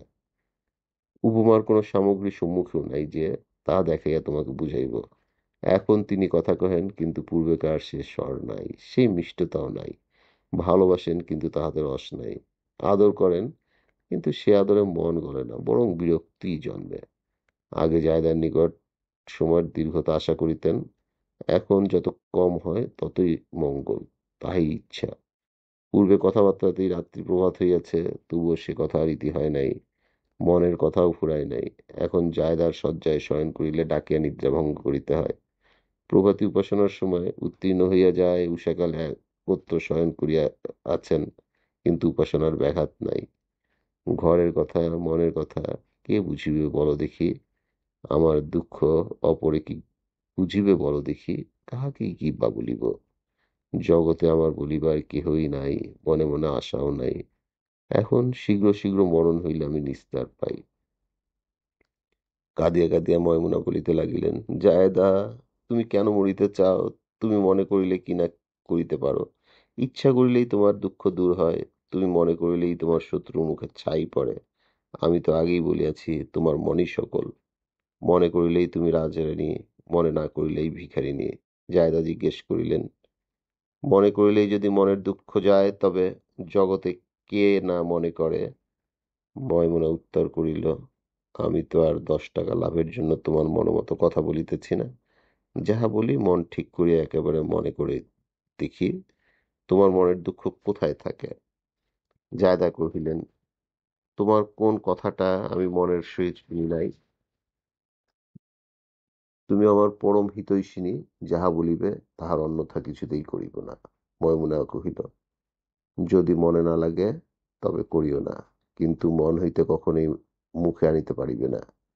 ধর্ম সাক্ষী করিয়া আমার নিকট প্রতিজ্ঞা করো, এখনই বলিতেছি। জায়দা কহিলেন, প্রতিজ্ঞা আর কি? তোমার মাথায় হাত দিয়ে বলিতেছি, যাহা বলিবে তাহাই করিব, সে কথা কাহারও নিকট ভাঙিব না। উত্তম সুযোগ পাইয়া ময়মুনা অতি মৃদু স্বরে অনেক মনের কথা করিল। জায়দাও মনোনিবেশ পূর্বক শুনিতে শুনিতে শেষের একটি কথায় চমকিয়া উঠিলেন। চমকিতভাবে এক দৃষ্টে ময়মুনার মুখের দিকে চাহিয়া রহিলেন। অঙ্গ শিহরিয়া উঠিল, ভয়ে থতমত খাইয়া বলিলেন, শেষের কার্যটি জায়দা প্রাণ থাকিতে হইবে না। এই দুঃখে যদি মরিয়াও যাই, শত শত প্রকার দুঃখ যদি ভোগ করি, সপত্নী ভীষণ বিষে আরো যদি জর্জরিত হই, পরমের শেষ পর্যন্ত যদি এই দুঃখের শেষ না হয়, তাহা হইলেও উহা হইবে না। আমার স্বামী আর আমি, আমার প্রাণ, আমার প্রাণের প্রাণ, কলিজার টুকরা আর আমি। শেষ কথাটি শেষ করিতে না দিয়েই ময়মনা কহিল, শেষের কার্যটি না করিলে কোনো কার্যই সিদ্ধ হইবে না। কথাটি আগে ভালো করিয়া বিবেচনা করো, তারপর যাহা বলিতে হয় বলিও। যে রাজরানী জয়লাভ হইত, সেই রাজরানী আবার প্রথমেই সহস্র স্বর্ণমুদ্রা পুরস্কার। সকলই সুখের জন্য। জগতে যদি চিরকালই দুঃখের বোঝা মাথায় করিয়া রহিতে হয়, তবে মনুষ্য জন্ম লাভে কি ফল? এমন সুযোগ কি আর হইবে? এই সময় কি চিরকালই এমন থাকিবে? সময় সুযোগ হইলে হাতের ধন পায়ে ঠেলিতে নাই। তোমার ভালো আছে বলিয়াই জয়নাব তোমার সপত্নী হইয়াছে। এই সকল ঘটনা দেখিয়াও কি তুমি কিছু বুঝিতে পারিতেছ না? আমার কথা কয়েকটি বড় মূল্যবান। ইহার এক একটি করিয়া সফল করিতে না পারিলে পরিশ্রম ও যত্ন সকলই বৃথা। এক একটি কার্যের এমন ঘনিষ্ঠ সম্বন্ধ যে একের অভাবে অন্যটি সাধিত হইতে পারে না। এ পুরীর মধ্যে তোমার কে আছে? বলো তো, তোমাকে আপন বলিয়া কে আদর করে? তুমি না বলিয়াছ সকলই আছে, অথচ তাহার মাঝে কি যেন নাই, তাহা আমি মুখে বলিয়া বুঝাইতে পারি না। তোমার মনই তাহার প্রমাণ। আজই আমি আর বেশি কিছু বলিব না। এই বলিয়া মাইমুনা জায়দার নিকট হইতে বিদায় লইল। জায়দা মলিনমুখী হইয়া উঠিয়া গেলেন। যেখানে গেলেন সেখানেও স্থির হইয়া বসিতে পারিলেন না। পুনরায় নিজ কক্ষে আসিয়া শয়ন করিলেন। একদিকে রাজভোগের লোভ, অপরদিকে স্বামীর প্রণয়, এ দুটি ক্রমে ক্রমে তুলনা করিতে লাগিলেন। যদি জায়দা হাসানের পুত্রী না হইতেন, যদি জায়দা সপত্নীর ঈর্ষানলে দগ্ধীভূত না হইতেন, তবে কি আজ জায়দা বিবেচনা তুলাদণ্ডের প্রতি নির্ভর করিয়া সম্পত্তি সুখ সমুদয় একদিকে আর স্বামীর প্রণয় প্রাণ ভিন্ন দিকে ঝুলিয়া পরিমাণ করিতে বসিতেন। কখনোই নহে। কতবার পরিবর্তন করিলেন, দুরাশা পাষাণ ভাঙিয়া তুলাদণ্ড মনমত ঠিক করিয়া অসীম সুখভাব চাপাইয়া দিলেন। অথচ স্বামীর প্রাণের দিকেই বেশি ভারী হইল। কিন্তু জয়নাবের নাম মনে পড়িবা মাত্রই পরিণাম দণ্ডের যেদিকে স্বামীর প্রাণ সেই দিকে একেবারে লঘু হইয়া উচ্চে উঠিল। হঠাৎ একদিকে লঘুতা প্রযুক্ত রাজভোগ, ধনলাভ, স্পৃহা একেবারে মৃত্তিকা সংলগ্ন হইয়া জায়দার মন ভারী করিয়া ফেলিল। অনেক চেষ্টা করিয়া বিবেচনা তুলাদণ্ডের স্বামীর প্রাণের দিকে আর নিচে নামাইতে পারিলেন না। ময়মুনার শেষ কথাটিও মনে পড়িল, তোমার কেহ নাই, তুমি কাহারও নও, এই সংসারে আমার কেহ নাই, আমিও কাহারও নই। বলিতে বলিতে জায়দা শয্যা হইয়া উঠিয়া বসিয়া পুনরায় বলিতে লাগিলেন, আমার কেহ নাই, আমিও কাহার নহি। জায়দায় যদি বঞ্চিত হইত, জায়দায় যদি মনের আগুনে পুড়িতে থাকিল, তবে তাহার চক্ষের উপর জয়নাব সুখভোগ করিবে, তাহা কখনোই হইবে না। প্রথম শত্রুর প্রতি হিংসা, শত্রুর মনে ব্যথা দেওয়া, পরিণামে একের অভাব বটে, কিন্তু মনের অর্থের সুখ অসীম। আমার উভয় পক্ষেই সুখ, ময়মুনার কথার কেন অবাধ্য হইব? জায়দা মনে মনে এইরূপ সিদ্ধান্ত করিয়া দর্পণে মুখখানি ভালো করিয়া দেখিয়া বোরকা পরিধান পূর্বক গৃহ হইতে বহির্গত হইলেন।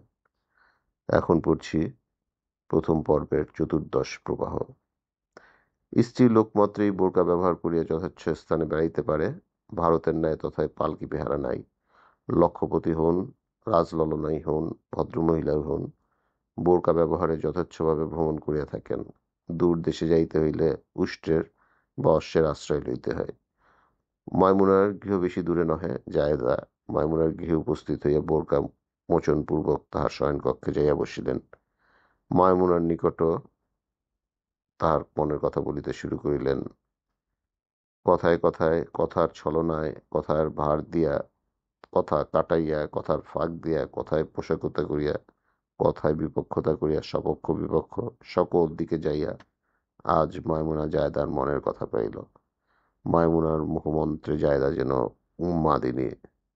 সপত্নী নাগিনীর বিষদন্তে যে অবলা একবার দংশিত হইয়াছে, তাহার মন ফিরিতে কতক্ষণ?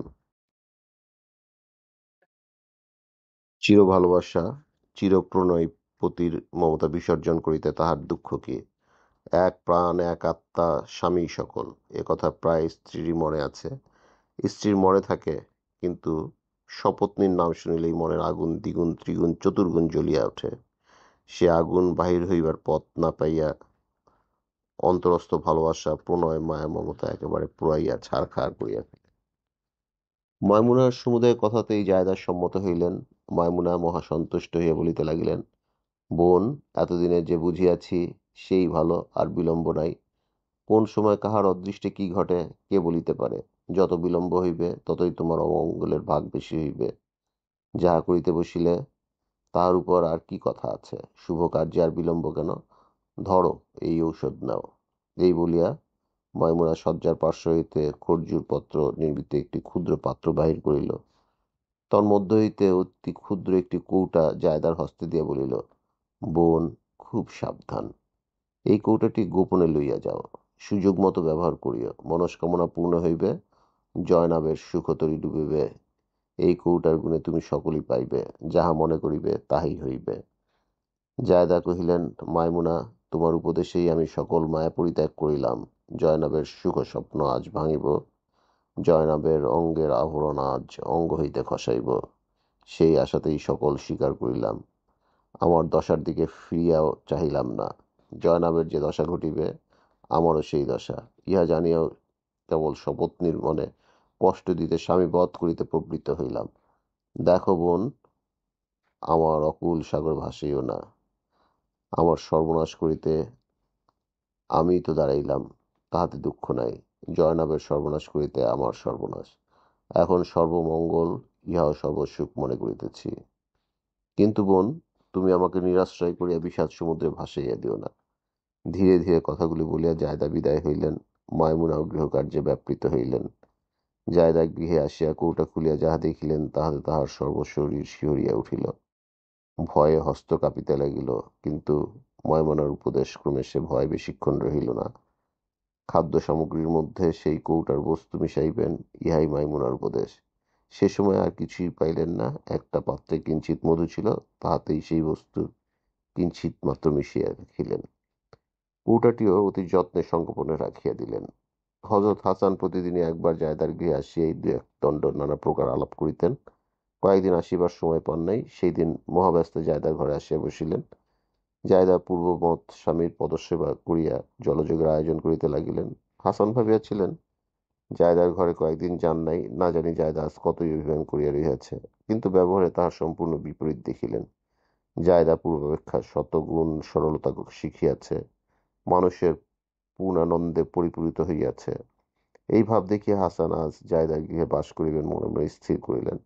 জায়দাও নানা প্রকার হাবভাব প্রদর্শনে স্বামীর মন হরণ করিয়া প্রাণ হরণ করিতে বসিলেন। ঈশ্বর ভক্তই হউন, মহামহিম ধার্মিক প্রবরী হউন, মহাবলশালী বীরপুরুষই হউন, কি মহাপ্রাজ্ঞ সুপণ্ডিতই হউন, স্ত্রী জাতির মায়াজাল ভেদ করা বড়ই কঠিন। নারী বুদ্ধির অন্ত পাওয়া সহজ নহে। জায়দা এক পাত্রে মধু ও অন্য পাত্রে জল আনিয়া স্বামীর সম্মুখে রাখিলেন। কৌতুকে হাসান জিজ্ঞাসা করিলেন, অসময়ে মধু? মায়াপূর্ণ আঁখিতে হাসানের দিকে একবার তাকিয়া জায়দা উত্তর করিলেন, আপনার আজ ৮ দিন এই মধু সঞ্চয় করিয়া রাখিয়াছি, পান করিয়া দেখুন, খুব ভালো মধু। মধুর পেয়ালা হস্তে তুলিয়া হাসান বলিতে লাগিলেন, আমার জন্য ৮ দিন যত্ন করিয়া রাখিয়াছ, ধন্য তোমার যত্ন মায়া, আমি এখনই খাইতেছি। হাসান সহর্ষে এই কথা বলিয়া মধুপাত্র হস্তে তুলিয়া মধু পান করিলেন।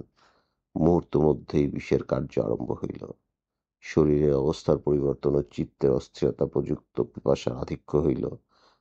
ক্রমে কণ্ঠ তালু ও জিহ্বা শুষ্ক হইয়া আসিল, চক্ষু লোহিত বর্ণ হইয়া শেষে দৃষ্টির ব্যাঘাত জন্মাইতে লাগিল। তিনি যেন চতুর্দিকে অন্ধকার দেখিতে লাগিলেন। জায়দাকে বলিলেন, জায়দা, এ কি হইল? এ কেমন মধু? এত জল পান করিলাম, পিপাসার শান্তি হইল না। ক্রমেই শরীর অবশ হইতেছে, পেটের মধ্যে কেন যেন আগুন জ্বলিয়া উঠিতেছে। ইহার কারণ কি? কিসে ইহা হইল? জায়দা বায়ুবাচনে প্রবৃত হইলেন, মস্তকে শীতল জল ঢালিতে লাগিলেন। কিছুতেই হাসান সুস্থ হইলেন না। ক্রমেই শরীরের জ্বালা বর্ধিত হইতে লাগিল। বিষের যন্ত্রণায় অস্থির হইয়া সামান্য শয্যার উপর গড়াগড়ি দিতে লাগিলেন। পেটের বেদনা ক্রমশই বৃদ্ধি পাইল। হাসান অত্যন্ত কাতর হইয়া অবশেষে কাতর স্বরে জিজ্ঞাসা করিলেন, জায়দা, এ কিসের মধু? মধুতে এত আগুন, মধুর এমন জ্বালা! উহ, আর সহ্য হয় না, আমার প্রাণ গেল। জায়দা, উহ, আর আমি সহ্য করিতে পারি না। জায়দা যেন অবাক, মুখে কথা নাই। অনেকক্ষণ পর কেবলমাত্র এই কথা, সকলে আমার কপাল দোষ, মধুতে এমন হইবে কে জানে। দেখি দেখি, আমিও একটু খাইয়া দেখি। হাসান এই অবস্থাতেই নিষেধ করিয়া বলিতে লাগিলেন, জায়দা, আমার কথা রাখো, ও মধু তুমি খাইও না। আমার মাথা খাও, ও মধু মুখে দিও না, ছুঁইও না। জায়দা, ও মধু নয়, কখনোই ও মধু নয়। তুমি, খোদার দোহাই, ও মধু তুমি ছুঁইও না। আমি যে যাতনা ভোগ করিতেছি তাহা আমি জানি। জায়দা, ঈশ্বরের নাম করো। পত্নীকে এই কথা বলিয়া হাসান ঈশ্বরের নাম করিতে লাগিলেন। কাহাকেও সংবাদ দিলেন না। জায়দার ঘরেই ঈশ্বরের প্রতি নির্ভর করিয়া রহিলেন। পবিত্র হৃদয়ে, পবিত্র মুখে হৃদয়ময় পবিত্র নাম পুনঃ পুনঃ উচ্চারণ করিতে লাগিলেন। বিষের বিষম যাতনা নামের গুণে কতক পরিমাণে অল্প বোধ হইতে লাগিল।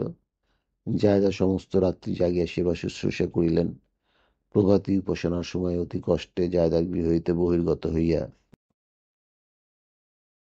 প্রভু মোহাম্মদের সমাধির পবিত্রতা গুণে ঈশ্বরের মহিমায় হাসান আরোগ্য লাভ করিলেন। কিন্তু এই প্রথম বিষ পান হইতে প্রায় কোনো না কোনো প্রকারের শরীরে গ্লানি ছিল। এ কথা অতি গোপন রাখিলেন, কাহারও নিকট প্রকাশ করিলেন না।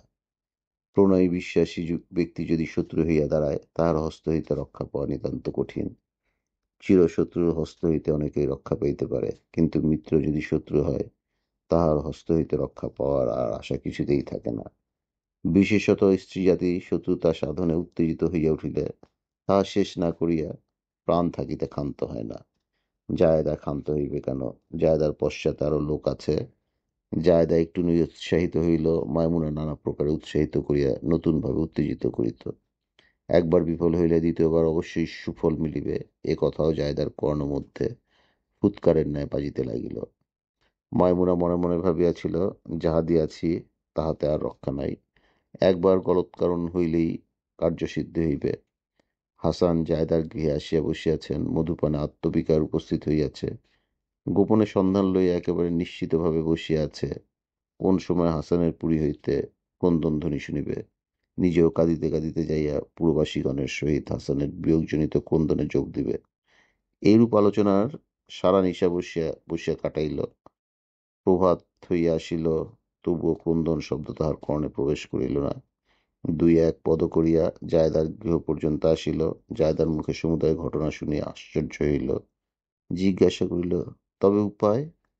জায়দা উত্তর করিল, উপায় অনেক আছে। তুমি বাজার হইতে আমাকে কিছু মিষ্টি খিজুর আনিয়া দাও। এবারে দেখিও কিছুতেই রক্ষা হইবে না।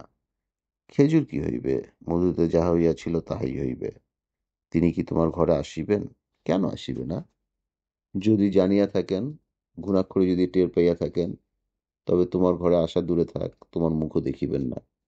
বোন, তুমি আমার বয়সে অনেক বড়, অনেক দেখিয়াছ, অনেক শুনিয়াও থাকিবে, কিন্তু তোমার ভ্রম অনেক।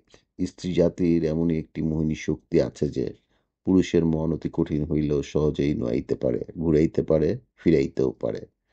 তবে অন্যের প্রণয় মজিলে একটু কথা আছে বটে, কিন্তু হাতে পাইয়া নির্জনে বসাইতে পারিলে, কাছে ঘেঁষিয়া মোহন মন্ত্রগুলি ক্রমে ক্রমে আওড়াইতে থাকিলে অবশ্যই কিছু না কিছু ফল ফলাইতে পারিবেই পারিবে। এ যে না পারে সে নারী নহে। আর আমি তাহাকে বিষ পান করাইব এ কথা তিনি জানেন না।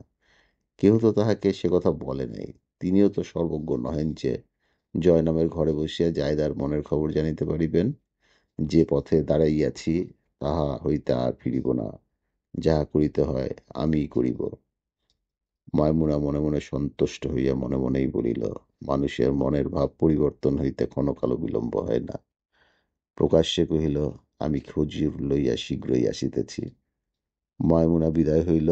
জায়দা অবশিষ্ট মধু যাহা পাত্রে ছিল তাহা আনিয়া দেখিয়া বলিতে লাগিলেন, যেমন মধু তেমনই আছে। ইহার চারিভাগের এক ভাগও যদি উদরস্থ হইত, তাহা হইলে আজ এতক্ষণ জয়নাবের সুখতরি ডুবিয়া যাইত। সুখের বাসা ভাঙিয়া একেবারে দুঃখের সাগরে ডুবিত। স্বামী সোহাগিনীর স্বাদ মিটিয়া যাইত। এই সুমধুর মধুতেই জায়দার আশা পরিপূর্ণ হইত। প্রথমে যে ভাব হইয়াছিল, আর কিছুক্ষণ সেইভাবে থাকিলে আর জয়নাবের হাসিমুখ দেখিতাম না, আমারও অন্তর জ্বলিত না। একবার, দুইবার, তিনবার, যতবার চেষ্টা করিব, চেষ্টার অসাধ্য কি আছে? মাইমুনা খেজুর লইয়া উপস্থিত হইল, বলিল, সাবধান, আর আমি বিলম্ব করিব না। যদি আবশ্যক হয় সময় বুঝিয়া আমার বাড়িতে আসিও। এই কথা বলিয়া মাইমুনা চলিয়া গেল। জায়দা সেই খেজুরগুলি বাছিয়া বাছিয়া দুই ভাগে ভাগ করিল। এক ভাগের প্রত্যেক খেজুরের এমন একটি ছিদ্র দিলেন যে তিনি ভিন্ন অন্য কাহারও চক্ষে তাহা পড়িবার সম্ভাবনা রহিল না। অবশিষ্ট অছিদ্রিত খেজুরগুলি সেই কৌটার সাংঘাতিক বিষ মিশ্রিত করিয়া উভয় খেজুর একত্র করিয়া রাখিয়া দিল। হাসান জয়নবকে বলিয়াছিলেন, গত রাত্রিতে জায়দার গৃহে বাস করিব বলিয়া ইচ্ছা ছিল। দৈববশে এমন একটি ঘটনা ঘটিল যে সমস্ত রাত্রি পেটের বেদনায়, শরীরের জ্বালায় অস্থির ছিলাম। মুহূর্তকালের জন্য সুস্থির হইতে পারি নাই। ভাবনায় চিন্তায় জায়দা কোনো কথাই মুখে আনিতে পারিল না। কেবলমাত্র বলিয়াছিল যে সকলই আমার কপাল। তা যাহাই হোক, আজই আমি জায়দার গৃহে যাইতেছি। জয়নাব হাসি মুখে হাসানকে বিদায় দিলেন। জয়নাবের ইচ্ছা যে কাহারও মনে দুঃখ না হয়, স্বামী ধনে কেহই বঞ্চিত না হয়, সে ধনে সকলেই সমভাবে অধিকারিণী ও প্রত্যাশিনী। হাসানের শরীর সম্যক প্রকারে সুস্থ হয় নাই। বিষের তেজ শরীর হইতে একেবারে যে নির্দোষভাবে অপসৃত হইয়াছে তাহাও নয়। শরীরের গ্লানি ও দুর্বলতা এবং উদরের জড়তা এখনো অনেক আছে। এই সকল থাকা সত্ত্বেও তিনি জায়দার গৃহে উপস্থিত হইয়া গত রাত্রির ঘটনা আলোচনা করিতে লাগিলেন। সেই মধুর কথাও জিজ্ঞাসা করিলেন। জায়দা উত্তর করিল, যে মধুতে এত যন্ত্রণা, এত ক্লেশ, সেই মধু আমার গৃহে রাখিব? পাত্র সমেত তাহা আমি তৎক্ষণাৎ দূর করিয়া ফেলিয়া দিয়াছি। জায়দার ব্যবহারে হাসান যার পর নাই সন্তুষ্ট হইলেন। সুযোগ পাইয়া জায়দা সেই খরজুরের পাত্র ইমাম হাসানের সম্মুখে রাখিয়া নিকটে বসিয়া খরজুর ভক্ষণের অনুরোধ করিলেন। হাসান স্বভাবতই খরজুর ভালোবাসিতেন, কিন্তু গত রাত্রিতে মধুপান করিয়া যে কষ্ট পাইয়াছিলেন তাহা মনে করিয়া একটু ইতস্তত করিতে লাগিলেন। চতুর জায়দা স্বামীর অগ্রেই চিনিত খেজুরগুলি খাইতে আরম্ভ করিলেন। দেখা দেখি ইমাম হাসানও চিনিত এবং অচিনিত উভয়বিধ খেজুর একটি একটি করিয়া খাইতে আরম্ভ করিলেন। ঊর্ধ্ব সংখ্যা 60টি উদরস্থ হইলে বিষের কার্য আরম্ভ হইল। হাসান সন্দেহপ্রযুক্ত আর খাইলেন না, অতি অল্প সময়ের মধ্যেই অস্থির হইয়া পড়িলেন। আর বিলম্ব করিলেন না, কোনো কথাও কহিলেন না।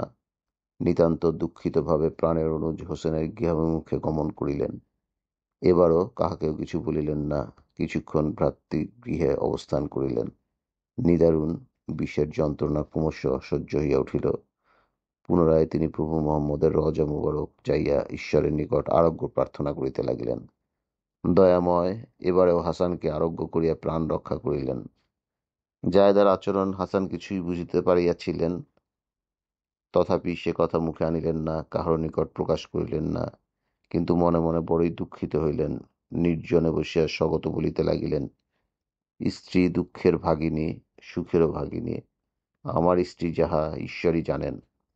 আমি জ্ঞানপূর্বক জায়দার কোনো অনিষ্ট করি নাই, কোনো প্রকারে কষ্টও দিই নাই। জয়নাবকে বিবাহ করিয়াছি বলিয়াই কি জায়দা আমার প্রাণ লইতে সংকল্প করিয়াছে, স্বহস্তে প্রতিপথে প্রবৃত্ত হইয়াছে? সপত্নী সম্বন্ধ তাহার নতুন নহে। হাসনা বানুও তো তাহার সপত্নী। যে জায়দা আমার জন্য সর্বদা মহাব্যস্ত থাকিত, কিসে আমি সন্তুষ্ট থাকিব তাহারই অনুসন্ধান করিত। আজ সেই জায়দা আমার প্রাণ নাশের জন্য বিষ হস্তে করিয়াছে। এ কথা আর কাহাকেও বলিব না, এ বাটিতেও আর থাকিব না। মায়াময় সংসার ঘৃণার্হ স্থান। নিশ্চয়ই জায়দার মনে অন্য কোনো লোভ আক্রান্ত হইয়াছে। অবশ্যই জায়দা কোনো আশায় ভুলিয়াছে, কুহুকে পড়িয়াছে। সপত্নী বাদে আমাকে বিষ দিবে কেন? এ বিষ জয়নাবকে দিলেই তো সম্ভব। জয়নাবের প্রাণেই তাহার অনাদর হইতে পারে, আমার প্রাণে অনাদর হইলে তাহার আর সুখ কি? স্ত্রী হইয়া যখন স্বামীবধে অগ্রসর হইয়াছে, তখন আর আমার নিস্তার নাই। এ পুরীতে আর থাকিব না, স্ত্রী পরিজনের মুখ আর দেখিব না। এই পুরী আমার জীবন বিনাশের প্রধান মন্ত্র। কিছুতেই এখানে থাকা উচিত নহে। বাইরের শত্রু হইতে রক্ষা পাওয়া সহজ, কিন্তু ঘরের শত্রু হইতে রক্ষা পাওয়া দুষ্কর। শত্রু দূরে থাকিলে সর্বদা আতঙ্ক।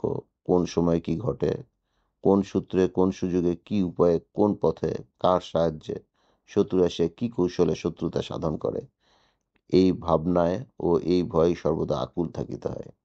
কিন্তু আমার ঘরেই শত্রু, আমার প্রাণই আমার শত্রু, নিজ দেহেই আমার ঘাতক, নিজ হস্তই আমার বিনাশক, নিজ আত্মাই আমার বিসর্জক। কি নিদারুণ কথা! মুখে আনিতেও কষ্ট বোধ হয়। স্ত্রী স্বামীতে দেহ ভিন্ন বটে, কিন্তু আমি তো আর কিছুই ভিন্ন দেখি না। স্বামী স্ত্রী এক দেহ হইতে পারে না বলিয়াই ভিন্নভাবে থাকে, কিন্তু আত্মা এক, মন এক, মায়া মমতা এক, আশা এক, ভরসা এক, প্রাণ এক, সকলই এক। কিন্তু কি দুঃখ, কি ভয়ানক কথা! হা, অদৃষ্ট! সেই এক আত্মা, এক প্রাণ স্ত্রী, তাহার হস্তেই স্বামী বিনাশের বিষ। কি পরিতাপ! সেই কোমল হস্ত স্বামীর জীবন প্রদীপ নির্বাণের জন্য প্রসারিত। আর এ স্থানে থাকিব না। বনে বনে পশুপক্ষীর সহবাসে থাকাই ভালো। এ পুরীতে আর থাকিব না। এইরূপ দৃঢ় সংকল্প হইয়া হাসান আপন প্রধান মিত্র আব্বাস ও কতিপয় এয়ার সমবিহারে মদিনার নিকটস্থ মুসাল নগরে গমন করিলেন। মুসালবাসীরা হজরত ইমাম হাসানের শুভাগমনে যার পরনাই আনন্দিত হইয়া অতি সমাদরে বিশেষ ভক্তি উপহারে অভ্যর্থনা করিলেন। কিন্তু এখানে তাহার ভাগ্যে বেশি দিন বিশ্রাম ঘটিল না। এখন পড়ছি প্রথম পর্বের পঞ্চদশ প্রবাহ। কপাল মন্দ হইলে তাহার ফলাফল ফিরায় কাহার সাধ্য। মুসাল নগরে আসিয়া হাসান কয়েকদিন থাকিলেন। জায়দার ভয়ে গৃহত্যাগ করিলেন, কিন্তু অদৃষ্টলিপি যাহা তাহাই রহিয়া গেল। যখন কপাল টলিয়া যায়, দুঃখ পথের পথিক হইতে হয়, তখন কিছুতেই আর নিস্তার থাকে না। এক জায়দার ভয়ে গৃহত্যাগ করিয়া মুষাল নগরে আসিলেন। কিন্তু সেরূপ কত জায়দা শত্রুতা সাধনের জন্য তাহার অপেক্ষা করিতেছিল তাহাকে তিনি জানিতে পারিয়াছিলেন। এই বিশ্ব সংসারে শত্রু সংখ্যা যদি আমরা জানিতে পারি, বাহ্যিক আকারে শত্রু মিত্র চিনিতে পারি, তবে কি আর বিপদের সম্ভাবনা থাকে? চিনিতে পারিলে কি আর শত্রুরা শত্রুতা সাধন করিতে পারে? সতর্কতা কাহার জন্য? ইমাম হাসানের ভাগ্যে সুখ নাই। যেদিন জয়নাবকে তিনি বিবাহ করিয়াছিলেন, যেদিন জয়নাবকে তিনি পুরী মধ্যে আনিয়া জায়দার সহিত একত্রে রহিয়াছেন, সেই দিনই তাহার সুখ স্বপ্ন ভাঙিয়া গিয়াছে, সেই দিনই তাহার সূর্য সুখ অস্তমিত হইয়াছে। জয়নাবের জন্যই জায়দা আজ তাহার পরম শত্রু, সেই শত্রুর যন্ত্রণায় অস্থির হইয়া হাসান গৃহত্যাগী। সেই গৃহত্যাগী আর এক শত্রুতা সাধনের সুযোগ লইল। সকল মূলই জয়নাব, আবার জয়নাবই জায়দার সুখের সীমা। মদিনার সংবাদ দামেস্কে আসিতেছে, দামেস্কের সংবাদ মদিনায় যাইতেছে। ইমাম হাসান মদিনা ছাড়িয়া মুষাল নগরে আসিয়াছেন, এ কথাও ইজিদের কর্ণে উঠিয়াছে, অপর সাধারণেরাও শুনিয়াছে। ওই নগরের একচক্ষুহীন জনৈক বৃদ্ধের প্রভু মোহাম্মদের প্রতি জাত শত্রুতা ছিল। শেষে সেই ক্রোধ, সেই শত্রুতা তাহার সন্তান সন্ততি পরিশেষে হাসান হোসেনের প্রতি আসিয়াছিল। সেই বৃদ্ধ প্রতিজ্ঞা করিয়াছিল যে সুযোগ পাইলেই মোহাম্মদের বংশ মধ্যে যাহাকে হাতে পাইবে তাহারই প্রাণ সংহার করিবে। মদিনা পরিত্যাগ করিয়া হাসানের মুষাল নগরে আগমন বৃত্তান্ত শুনিয়া সেই বৃদ্ধ বিশেষ যত্নে হলাহল সংযুক্ত এক সুতীক্ষ্ণ বর্ষা প্রস্তুত করিয়া শত্রুতা সাধন উদ্দেশ্যে মুষাল নগরে যাত্রা করিল। কয়েকদিন পর্যন্ত অবিশ্রান্ত গমনের পর মুষাল নগরে যাইয়া সন্ধানে জানিল যে ইমাম হাসান ওই নগরস্থ উপাসনা মন্দিরে অবস্থান করিতেছেন এবং ওই স্থানে আব্বাস প্রভৃতি কয়েকজন বন্ধু তাহার সমভিবাহারে রহিয়াছে। বৃদ্ধ উল্লিখিত উপাসনা মন্দিরের সীমাবর্তী গুপ্তস্থানে বর্ষা লুকিয়ে রাখিয়া একেবারে হাসানের নিকটস্থ হইল। ইমাম হাসানের দৃষ্টি পড়িবা মাত্র ধূর্ত বৃদ্ধ তাহার পদতলে পতিত হইয়া কাঁদিয়া কাঁদিয়া বলিতে লাগিল, প্রভু, আমাকে রক্ষা করুন। আমি এতদিন শয়তানের কুহকে পড়িয়া পবিত্র মোহাম্মদীয় ধর্মের প্রতি অবিশ্বাস করিয়াছি। এক্ষণে ঈশ্বর আমার জ্ঞান চক্ষু মিলিত করিয়াছে। সত্য ধর্মের জ্যোতি প্রভাবে মনের অন্ধকার দূর হইয়াছে। স্বপ্নে দেখিয়াছি যে ইমাম হাসান মদিনা হইতে মুষাল নগরে আসিয়াছেন। সেই স্বপ্নেই কে যেন আমাকে বলিল, শীঘ্র ইমাম হাসানের নিকট যাইয়া সত্য ধর্মে দীক্ষিত হও, পূর্ব পাপ স্বীকার করিয়া মার্জনার জন্য ঈশ্বরের নিকট প্রার্থনা করো, ভবিষ্যতে পাপ হইতে বিরত থাকিবার জন্য ধর্মত প্রতিজ্ঞা করো। এই মহা অর্থপূর্ণ স্বপ্ন দেখিয়া আমি ওই শ্রীপাদ পত্রে আত্মসমর্পণ করিতে আসিয়াছি। যাহা অভিমত হয় আজ্ঞা করুন। দয়াদ্রচিত্ত হাসান আগন্তুক বৃদ্ধকে অনেক আশ্বাস দিয়া বলিলেন, আমি তোমাকে মোহাম্মদীয় ধর্মে দীক্ষিত করিতে এক্ষুনি প্রস্তুত আছি। এই কথা বলিয়া ইমাম হাসান তৎক্ষণাৎ তাহার হস্ত স্পর্শ করিয়া তাহাকে বায়েত করিলেন। বৃদ্ধ যথারীতি মোহাম্মদীয় ধর্মে ঈমান আনিয়া হাসানের পদ্ধতি গ্রহণ করিলেন। বিধর্মীকে সৎপথে আনিলে মহাপুণ্য। বৃদ্ধ এই প্রাচীন বয়সে আত্মীয় স্বজন স্ত্রী পুত্র সকলকে পরিত্যাগ করিয়া মুসলমান ধর্ম গ্রহণ করাতে মাননীয় হাসানের বিশেষ অনুগৃহীত ও বিশ্বাসভাজন হইল। দুষ্ট বুদ্ধি, স্বার্থপর নরপিশাচ কেবল কার্য উদ্ধারের নিমিত্তেই চির মনোরথ পরিপূর্ণ করিবার আশয়ে চিরবৈর নির্যাতন মানুষ এই অকপটভাবে হাসানের শরণাগত হইল। ইহা সরলভাবে হাসানের বুদ্ধির অগোচর রহিল। প্রকাশ্য ভক্তি করিতে লাগিল, কিন্তু চিরভিলাষ পূর্ণ করিবার অবসর ও সুযোগ অন্বেষণে সর্বদাই সমুৎসুক। আগন্তুককে বিশ্বাস করিতে নাই, এ কথা হাসান যে না জানিত তাহা নহে, কিন্তু সেই মহাশক্তি সুকৌশল সম্পন্ন ঈশ্বরের লীলা সম্পন্ন হইবার জন্যই অনেক সময় অনেক লোকে অনেক জানিয়া ভুল বুঝিয়া চিনিয়া অচেনা হয়। উপাসনা মন্দিরের সম্মুখে হাসান এবং ইবনে আব্বাস আছেন। নূতন শিষ্য কার্যান্তরে গিয়াছে। ইবনে আব্বাস বলিলেন, এই যে দামেস্ক হইতে আগত এক চক্ষুহীন পাপকারী বৃদ্ধ এবং আপনার বিশ্বাসভাজন নবশিষ্য, ইহার প্রতি আমার সন্দেহ হয়। কি সন্দেহ? আমি অনেক চিন্তা করিয়াছি, অনেক ভাবিয়া দেখিয়াছি। এই বৃদ্ধ শুধুমাত্র ধর্মে দীক্ষিত হইতে আসে নাই। আমার বোধ হয় কোনো দুরভিসন্ধি সাধনামূলে কিংবা কোনো গুপ্ত সন্ধান লইবার জন্য আমাদের অনুসরণে আসিয়াছে। অসম্ভব। তাহা হইলে ভক্তিভাবে মোহাম্মদীয় ধর্মে দীক্ষিত হইবে কেন? সাধারণভাবে এখানে অনায়াসেই থাকিতে পারিত, সন্ধানও লইতে পারিত। পারিত সত্য, পারিয়াছেও তাই। কিন্তু বিধর্মী নারকী দুষ্ট খল শত্রু কেবল কার্য উদ্ধারের জন্য ধর্মের ভান করিয়া গুরু শিষ্য সম্বন্ধ বহন করিতে আসিয়াছে, ইহাতে আশ্চর্যই বা কি? ভ্রাত ও কোনো কথাই নয়। 3 কাল কাটাইয়া শেষে কি এই বৃদ্ধকালে বাহ্যিক ধর্মপরিচ্ছদে কপট বেশে পাপ কার্যে লিপ্ত হইবে? জগৎ কি চিরস্থায়ী? শেষের দিনের ভাবনা কার না আছে বলো তো? এই বৃদ্ধ বয়সেও যদি উহার মনের মলিনতা দূর না হইয়া থাকে, পাপ জানিত আত্মগ্লানিতে যদি এখনো উপস্থিত না হইয়া থাকে, কৃত পাপের জন্য এখনো যদি অনুতাপ না হইয়া থাকে, তবে আর কবে হইবে? চিরকাল পাপ পঙ্কে জড়িত থাকিলে শেষ দশায় অবশ্যই সকৃত পাপের জন্য বিশেষ অনুতাপিত হইতে হয়। অনেকেই গুপ্ত পাপ নিজ মুখে স্বীকার করে। যে পাপ স্বীকারে প্রাণ বিনাশ হইতে পারে, ঈশ্বরের এমন মহিমা যে সেই পাপও পাপী নিজ মুখে স্বীকার করিয়া আত্মবিসর্জন করিয়া থাকে। পাপ কিছুতেই গোপন থাকিবার নহে। আবার মন সরল না হইলেও ধর্মে মতি হয় না, ঈশ্বরেও ভক্তি হয় না। যে ব্যক্তি ধর্মসুধার পিপাসু হইয়া বৃদ্ধ বয়সেও কত পরিশ্রমে দামেস্ক হইতে মুসলনগরে এত দূর আসিয়াছে, তাহার মনে কি চাতুরী থাকিতে পারে? মন যেদিকে ফিরাও সেই দিকেই যায়। ভালো কার্যকে মন্দ ভাবিয়া বুদ্ধি চালনা করো, চিন্তা শক্তির ক্ষমতা বিচার করো, কি দেখিবে? পদে পদে দোষ, পদে পদে বিপদ। ওই চিন্তা আবার ভালো দিকে ফিরাও, কি দেখিবে? সুফল, মঙ্গল এবং সৎ। এই আগন্তুক যদি সরলভাবে ধর্মপিপাসু হইয়া থাকে, তবে দেখো দেখি উহার মন কত প্রশস্ত, ধর্মের জন্য কত লালায়িত। বলো দেখি স্বর্গ কাহার জন্য? এই ব্যক্তি জান্নাতের যথার্থ অধিকারী। ইবনে আব্বাস আর কোনো উত্তর করিলেন না, অন্য কথায় আলোচনায় প্রবৃত্ত হইলেন।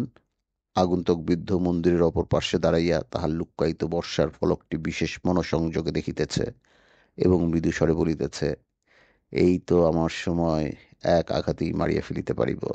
আর যে বিষ ইহাতে সংযুক্ত করিয়াছি, রক্তের সহিত একটু মিশ্রিত হইলে কাহার সাধ্য হাসানকে রক্ষা করে? উপাসনার সময় উপযুক্ত সময়, যেমন সেজদা, আমিও সেই সময় বর্ষার আঘাত করিব। পৃষ্ঠে আঘাত করিলে বক্ষবিদ্ধ বিদ্ধ না হইলে ছাড়িব না। কিন্তু উপাসনা মন্দিরে হাসানকে একা পাইবার সুযোগ অতি কম। দেখি চেষ্টার অসাধ্য কি আছে। ইবনে আব্বাসের অলক্ষিতে পাপিষ্ঠ অনেকক্ষণ দেখিতে লাগিল। কোনো ক্রমেই কোনো সময় বর্ষা নিক্ষেপের সময় পাইল না। মন্দিরের দুই পার্শ্বে কয়েকবার বর্ষা হস্তে ঘুরি আসিল, কিন্তু একবারও লোকশূন্য দেখিল না। বৃদ্ধ পুনরায় মৃদস্বরে বলিতে লাগিল, কি ভ্রম! উপাসনার সময় তো আরো অধিক লোকের সমাগম হইবে, ইমামই সকলের অগ্রে থাকিবে। বর্ষার আঘাত করিলেই শত্রু শেষ হইবে, কিন্তু নিজের জীবনও শেষ হইবে। এক্ষণে হাসান যেভাবে বসিয়া আছে, পৃষ্ঠে আঘাত করিলে বক্ষস্থল পার হইবে সন্দেহ নাই। কিন্তু ইবনে আব্বাস আমাকে কখনোই ছাড়িবে না। সে যে চতুর, নিশ্চয়ই তাহার আঘাতে আমার প্রাণ যাইবে। আব্বাস বড়ই চতুর, এই তো হাসানের সহিত কথা কইতেছে, কিন্তু দৃষ্টি চতুর্দিকেই আছে। কি করি, কতক্ষণ অপেক্ষা করিব? সুযোগ সময় বা কত খুঁজিব? বর্ষার পশ্চাৎভাগ ধরিয়া সজোরে বিদ্ধ করিলে তো কথাই নাই। দূর হইতে পৃষ্ঠ সন্ধানে নিক্ষেপ করিলেও যে একেবারে ব্যর্থ হইবে, ইহাই বা কে বলিতে পারে? বৃদ্ধ মনে মনে এইরূপ স্থির করিয়া হাসানের পৃষ্ঠদেশে আঘাত করিতেই বর্ষা সন্ধান করিল। ইবনে আব্বাসের চক্ষু চারিদিকে। এক স্থানে বসিয়া কথা কহিতেন, অথচ মনে চক্ষে চারিদিকে সন্ধান রাখিতে পারিতেন। হঠাৎ আগন্তুক বৃদ্ধকে বর্ষা সন্ধান করিতে দেখিলেন। হাসানের হস্ত ধরিয়া টানিয়া উঠাইলেন এবং ধূর্তের উদ্দেশ্যে উচ্চ কণ্ঠে বলিলেন, ওরে পিশাচ, তোর এই কীর্তি! ওদিকে বর্ষাও আসিয়া পড়িয়াছে। নিক্ষেপকারীর সন্ধান ব্যর্থ হইবার নয়। বর্ষা নিক্ষেপে সেই ব্যক্তি সবিশেষ শিক্ষিত সিদ্ধহস্ত। কেবল ইবনে আব্বাসের কৌশলেই হাসানের পরিত্রাণ। বর্ষাটা পৃষ্ঠে না লাগিয়া হাসানের পদতলে বিদ্ধ করিল। ইবনে আব্বাস কি করেন, দুরাত্মাকে ধরিতে যান, কি এদিকে আঘাত করা হাসানকে ধরেন। ইমাম হাসান বর্ষার আঘাতে ভূতলে পড়িয়া গেলেন। ইবনে আব্বাস সেদিকে লক্ষ্য না করিয়া অতি ত্রস্তে বৃদ্ধকে ধরিলেন। বর্ষার নিকটে টানিয়া আনিয়া ওই বর্ষা দ্বারা সেই বৃদ্ধের পক্ষে আঘাত করিতে উদ্যত হইতে ইমাম হাসান অনুনয় বিনয় করিয়া বলিতে লাগিলেন, ভাই, প্রিয় আব্বাস, যাহা হইবার হইয়াছে, ক্ষমা করো। ভাই, বিচারের ভার হস্তে লইও না। সর্ববিচারকের প্রতি বিশ্বাস করিয়া তাহাকে বিচারের ভার তাহার হাতে ছাড়িয়া দাও, এই আমার প্রার্থনা। হাসানের কথায় ইবনে আব্বাস বৃদ্ধকে ছাড়িয়ে দিয়ে হাসানকে বলিলেন, আপনার আজ্ঞা শিরোধার্য, কিন্তু সর্বদা স্মরণ রাখিবেন, আগন্তুকের প্রতি বিশ্বাস স্থাপনের এই ফল। শনিতের ধারা বহিতেছে, উপাসনা মন্দির রক্তে রঞ্জিত হইয়া লিখিয়া যাইতেছে, আগন্তুককে কখনো বিশ্বাস করিও না। প্রকৃত ধার্মিক জগতে প্রায়ই দেখিতে পাওয়া যায় না। বর্ষার আঘাতে হাসান অত্যন্ত কাতর হইয়া পড়িলেন, অথচ বলিতে লাগিলেন, আব্বাস, তোমার বুদ্ধিকে ধন্যবাদ। তোমার চক্ষুরও সহস্র প্রশংসা। মানুষের বাহ্যিক আকৃতি দর্শন করে অস্থি মাংস ভেদ করিয়া মর্ম পর্যন্ত দেখিবার শক্তি ভাই আছে তোমার। আমি তো আর কাহারও দেখি নাই, আমার অদৃষ্টে কি আছে জানি না। আমি কাহারও মন্দ করি নাই, তথা আজ আমার শত্রুর শেষ নাই। পদে পদে স্থানে স্থানে নগরে নগরে আমার শত্রু আছে, ইহা আগে জানিতাম না। কি আশ্চর্য! সকলেই আমার প্রাণবোধে অগ্রসর, সকলেই সেই অবসরের প্রত্যাশী। এখন কোথায় যাই? যেদিকে তাকাই সেই দিকেই হন্তা, যেদিকেই আমার প্রাণ নাশক শত্রু। যে প্রাণের দায়ে মদিনা পরিত্যাগ করিলাম, এখানেও সেই প্রাণ সংকটাপন্ন। কিছুতেই শত্রু হস্ত হইতে নিস্তার পাইলাম না। আমি ভাবিয়াছিলাম জায়দাই আমার পরম শত্রু, এখন দেখি জগৎময় আমার চিরশত্রু। হাসান ক্রমশই অস্থির হইতে লাগিলেন। অস্ত্রের আঘাত তৎসহ বিষের যন্ত্রণা তাহাকে বড়ই কাতর করিয়া তুলিল। কাতর স্বরে ইবনে আব্বাসকে বলিলেন, আব্বাস, যত শীঘ্র পারো আমাকে মাতামহের রওজা শরীফে লইয়া চলো। যদি বাঁচি তবে আর কখনোই রওজা মুবারক হইতে অন্য স্থানে যাইব না। ভ্রমেই লোকের সর্বনাশ হয়, ভ্রমেই লোকে মহাবিপদগ্রস্ত হয়, ভ্রমে পড়িয়াই লোকে কষ্ট ভোগ করে, প্রাণও হারায়। ইচ্ছা করিয়া কেহই বিপদ ভার মাথায় তুলিয়া লয় না, দুঃখী হইতেও চাহে না। আমি মুসালনগরে না আসিয়া যদি মাতামহের রওজা শরীফে থাকিতাম, তাহা হইলে কোনো বিপদেই পতিত হইতাম না। কপট ধর্মপিপাসুর কথায় ভুলিয়া বর্ষাঘাতে আহত হইতাম না। ভাই, যে উপায়ে হোক শীঘ্রই আমাকে মদীনায় লইয়া চলো। অতি অল্প সময়ের জন্য আর মুসলনগরে থাকিতে ইচ্ছা হইতেছে না। যদি এই আঘাতেই প্রাণ যায়, কি করিব কোনো উপায় নাই। কিন্তু মাতামহের পবিত্র সমাধিক্ষেত্রে প্রাণ বিয়োগ হইবে, তাহার পদপ্রান্তেই পড়িয়া থাকিব, এই আমার ইচ্ছা। আর ভাই, সেই পবিত্র স্থানে প্রাণ বাহির হইলে সেই সময়ের নিদারুণ মৃত্যু যন্ত্রণা হইতে রক্ষা পাইব, আজরাইলের কঠিন ব্যবহার হইতে বাঁচিতে পারিব। এই পর্যন্ত বলিয়া হাসান পুনরায় ক্ষীণস্বরে কহিতে লাগিলেন, ভাই, অবশ্যই আমার আশা ভরসা সকলই শেষ হইয়াছে। পদে পদে ভ্রম, পদে পদে বিপদ, ঘরে বাহিরে শত্রু, সকলেই প্রাণ লইতে উদ্যত। আমার শরীর অবশ্যই আসিল, কথা কহিতে কষ্ট হইতেছে। যত শীঘ্র হয় আমাকে মদিনায় লইয়া চলো। মুসাল নগরবাসী অনেকেই হাসানের দুঃখে দুঃখিত হইয়া কহিতে লাগিলেন, মদিনায় পাঠাইয়া দেওয়াই যুক্তিসঙ্গত। ইবনে আব্বাস হাসানকে লইয়া মদিনায় যাত্রা করিলেন। যেখানে যমদূতের দৌরাত্ম্য নাই, হিংসাবৃত্তিতে হিংস্র লোকের ও হিংস্র জন্তুর প্রবৃত্তি নাই, খাদ্য খাদকের বৈরীভাব নাই, নিয়মিত সময় হাসান সেই মহাপবিত্র রওজা মুবারকে আসিয়া উপস্থিত হইলেন এবং সর্বাঙ্গে রওজা মুবারকের ধূলি মাখিয়া ঈশ্বরের নিকট আরোগ্য প্রার্থনা করিলেন। ঈশ্বরানুগ্রহে বিষের যন্ত্রণা অনেক লাঘব হইল, কিন্তু আঘাতের যাতনা তেমনই রহিয়া গেল। ইহার অর্থ কে বুঝিবে? সেই পরম কারুণিক পরমেশ্বর ভিন্ন আর কাহারও বুঝিবার সাধ্য নাই। ক্ষত স্থান দিন দিন বৃদ্ধি পাইতে লাগিল, জ্বালা যন্ত্রণাও বাড়িতে লাগিল। ইমাম হাসান শেষে উত্থান শক্তিরহিত হইয়া পড়িলেন। একদিন হোসেন আসিয়া ভ্রাতাকে বলিলেন, ভ্রাত, এই মোবারকের রওজায় কোনো প্রকার বিপদের সম্ভাবনা নাই, কিন্তু মানুষের শরীর অপবিত্র, বিশেষ আপনার যে ব্যাধি তাহাতে আরো সন্দেহ। পবিত্র স্থানে পবিত্র অবস্থায় না থাকিতে পারিলে স্থানের অবমাননা করা হয়। ক্ষতস্থান কেমন ভয়ানক রূপ ধারণ করিয়াছে, বাটিতে চলুন, আমরা সকলেই আপনার সেবা শুশ্রূষা করিব। জগতে জননীর স্নেহ নিঃস্বার্থ, সন্তানের সাংঘাতিক পীড়ায় মায়ের অন্তর যেরূপ বেদনা লাগে, এমন আর কাহারও লাগে না। যদিও ভাগ্যদোষে সে স্নেহ মমতা হইতে বঞ্চিত হইয়াছেন, তথাপি আজ্ঞাবহ কিঙ্কর বর্তমান আছে।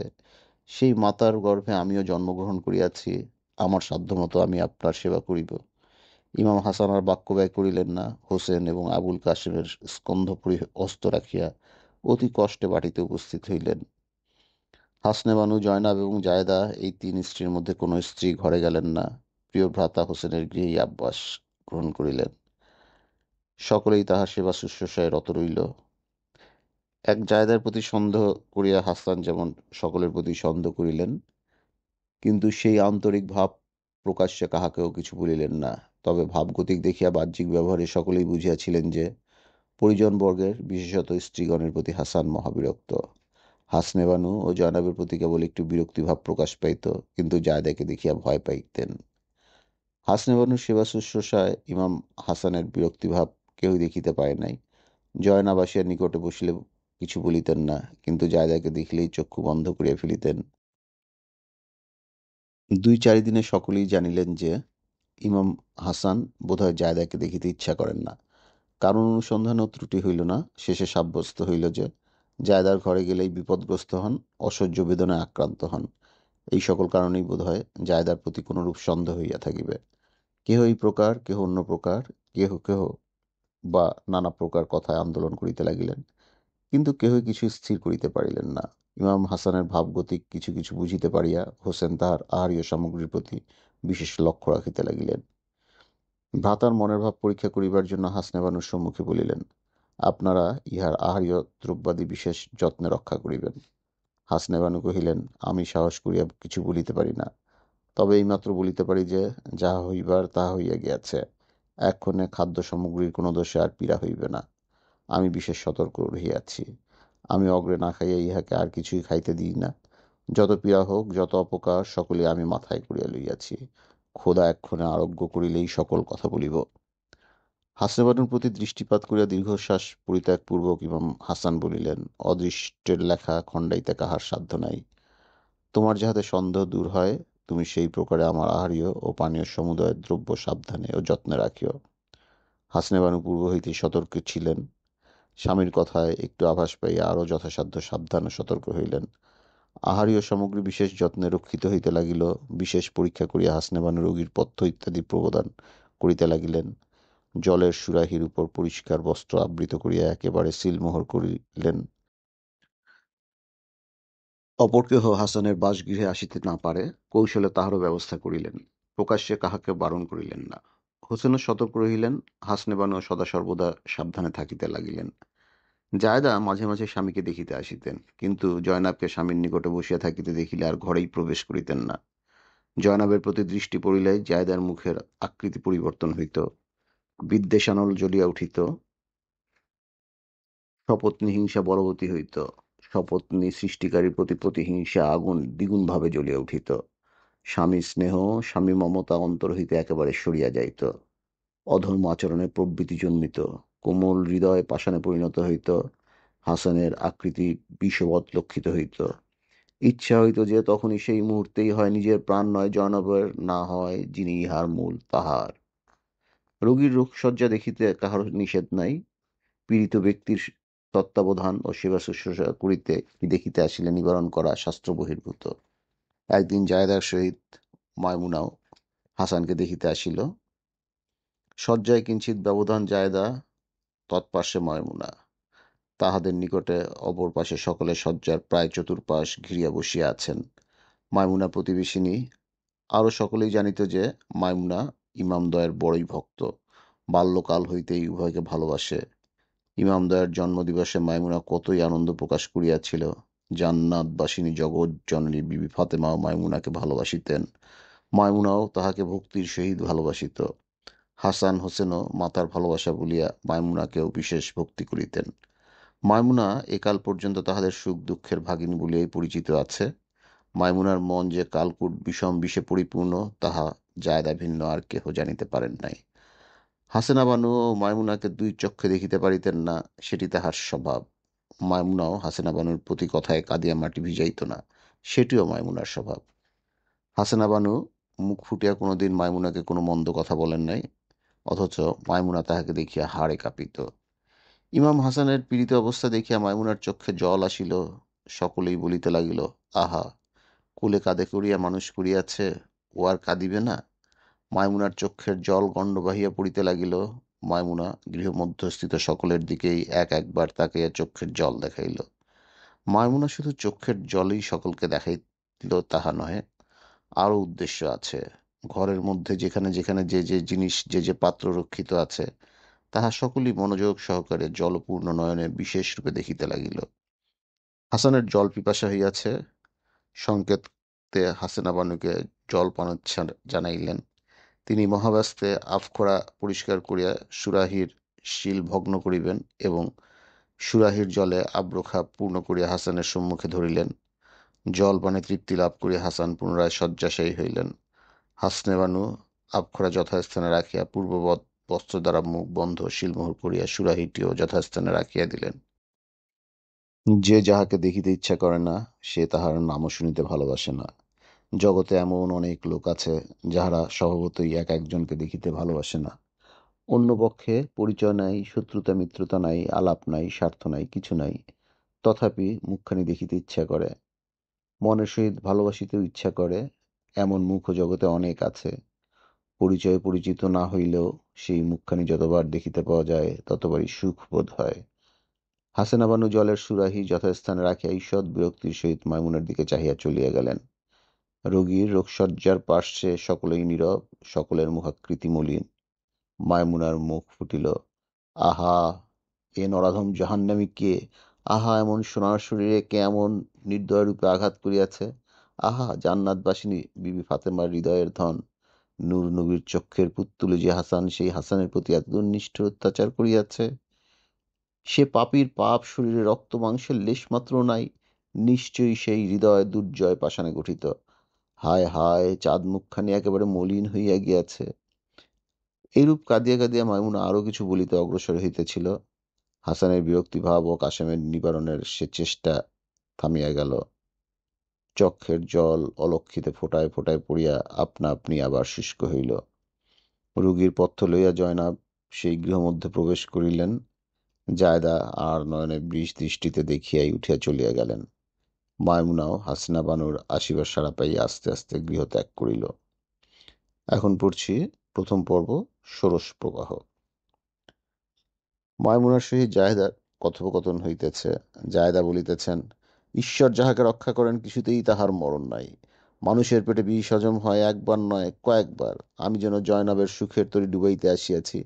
আমি যেন জয়নাবের সর্বনাশ করিতে গিয়ে আপন হাতে স্বামীর প্রাণ বিনাশ করিতে দাঁড়াইয়াছি। যে চক্ষু সর্বদাই তাহাকে দেখিতে ইচ্ছা করিত, জয়নাবের চক্ষু পড়িয়া অবধি সেই চক্ষু আর তাহাকে দেখিতে চায় না।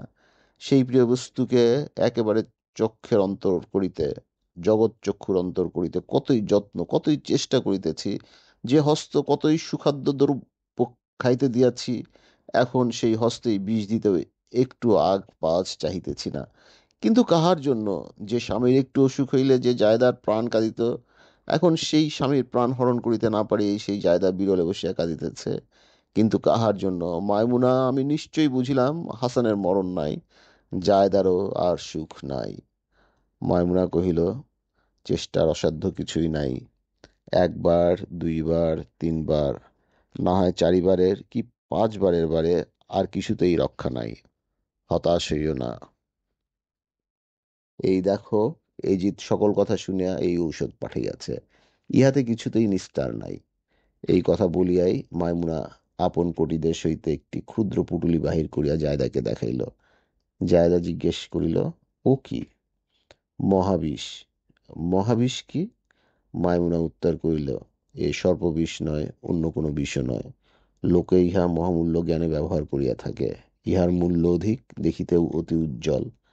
আকার পরিবর্তনে অনুমাত্র পেটে পড়িলেই মানুষের পরমায়ু শেষ করে।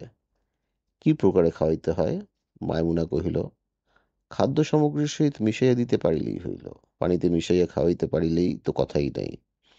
অন্য বিষ পরিপাক হইলেও হইতে পারে, কিন্তু ইহা পরিপাক করিবার ক্ষমতা পাকযন্ত্রের নাই। এ একটি চূর্ণ মাত্র। পেটের মধ্যে যেখানে পড়িবে, নাড়ী, পাকতন্ত্র, কলিজা সমস্তই কাটিয়া খণ্ড খণ্ড করিবে। এ তো ভয়ানক বিষ, ছুঁইতেও যে ভয় হয়। ছুঁইলে কিছু হয় না, হাতে কড়িয়া রগড়াইলেও কিছু হয় না, হলকুমের নিচে না নামিলে কোনো ভয় নাই। এ তো অন্য বিষ নয়, এ হীরক চূর্ণ।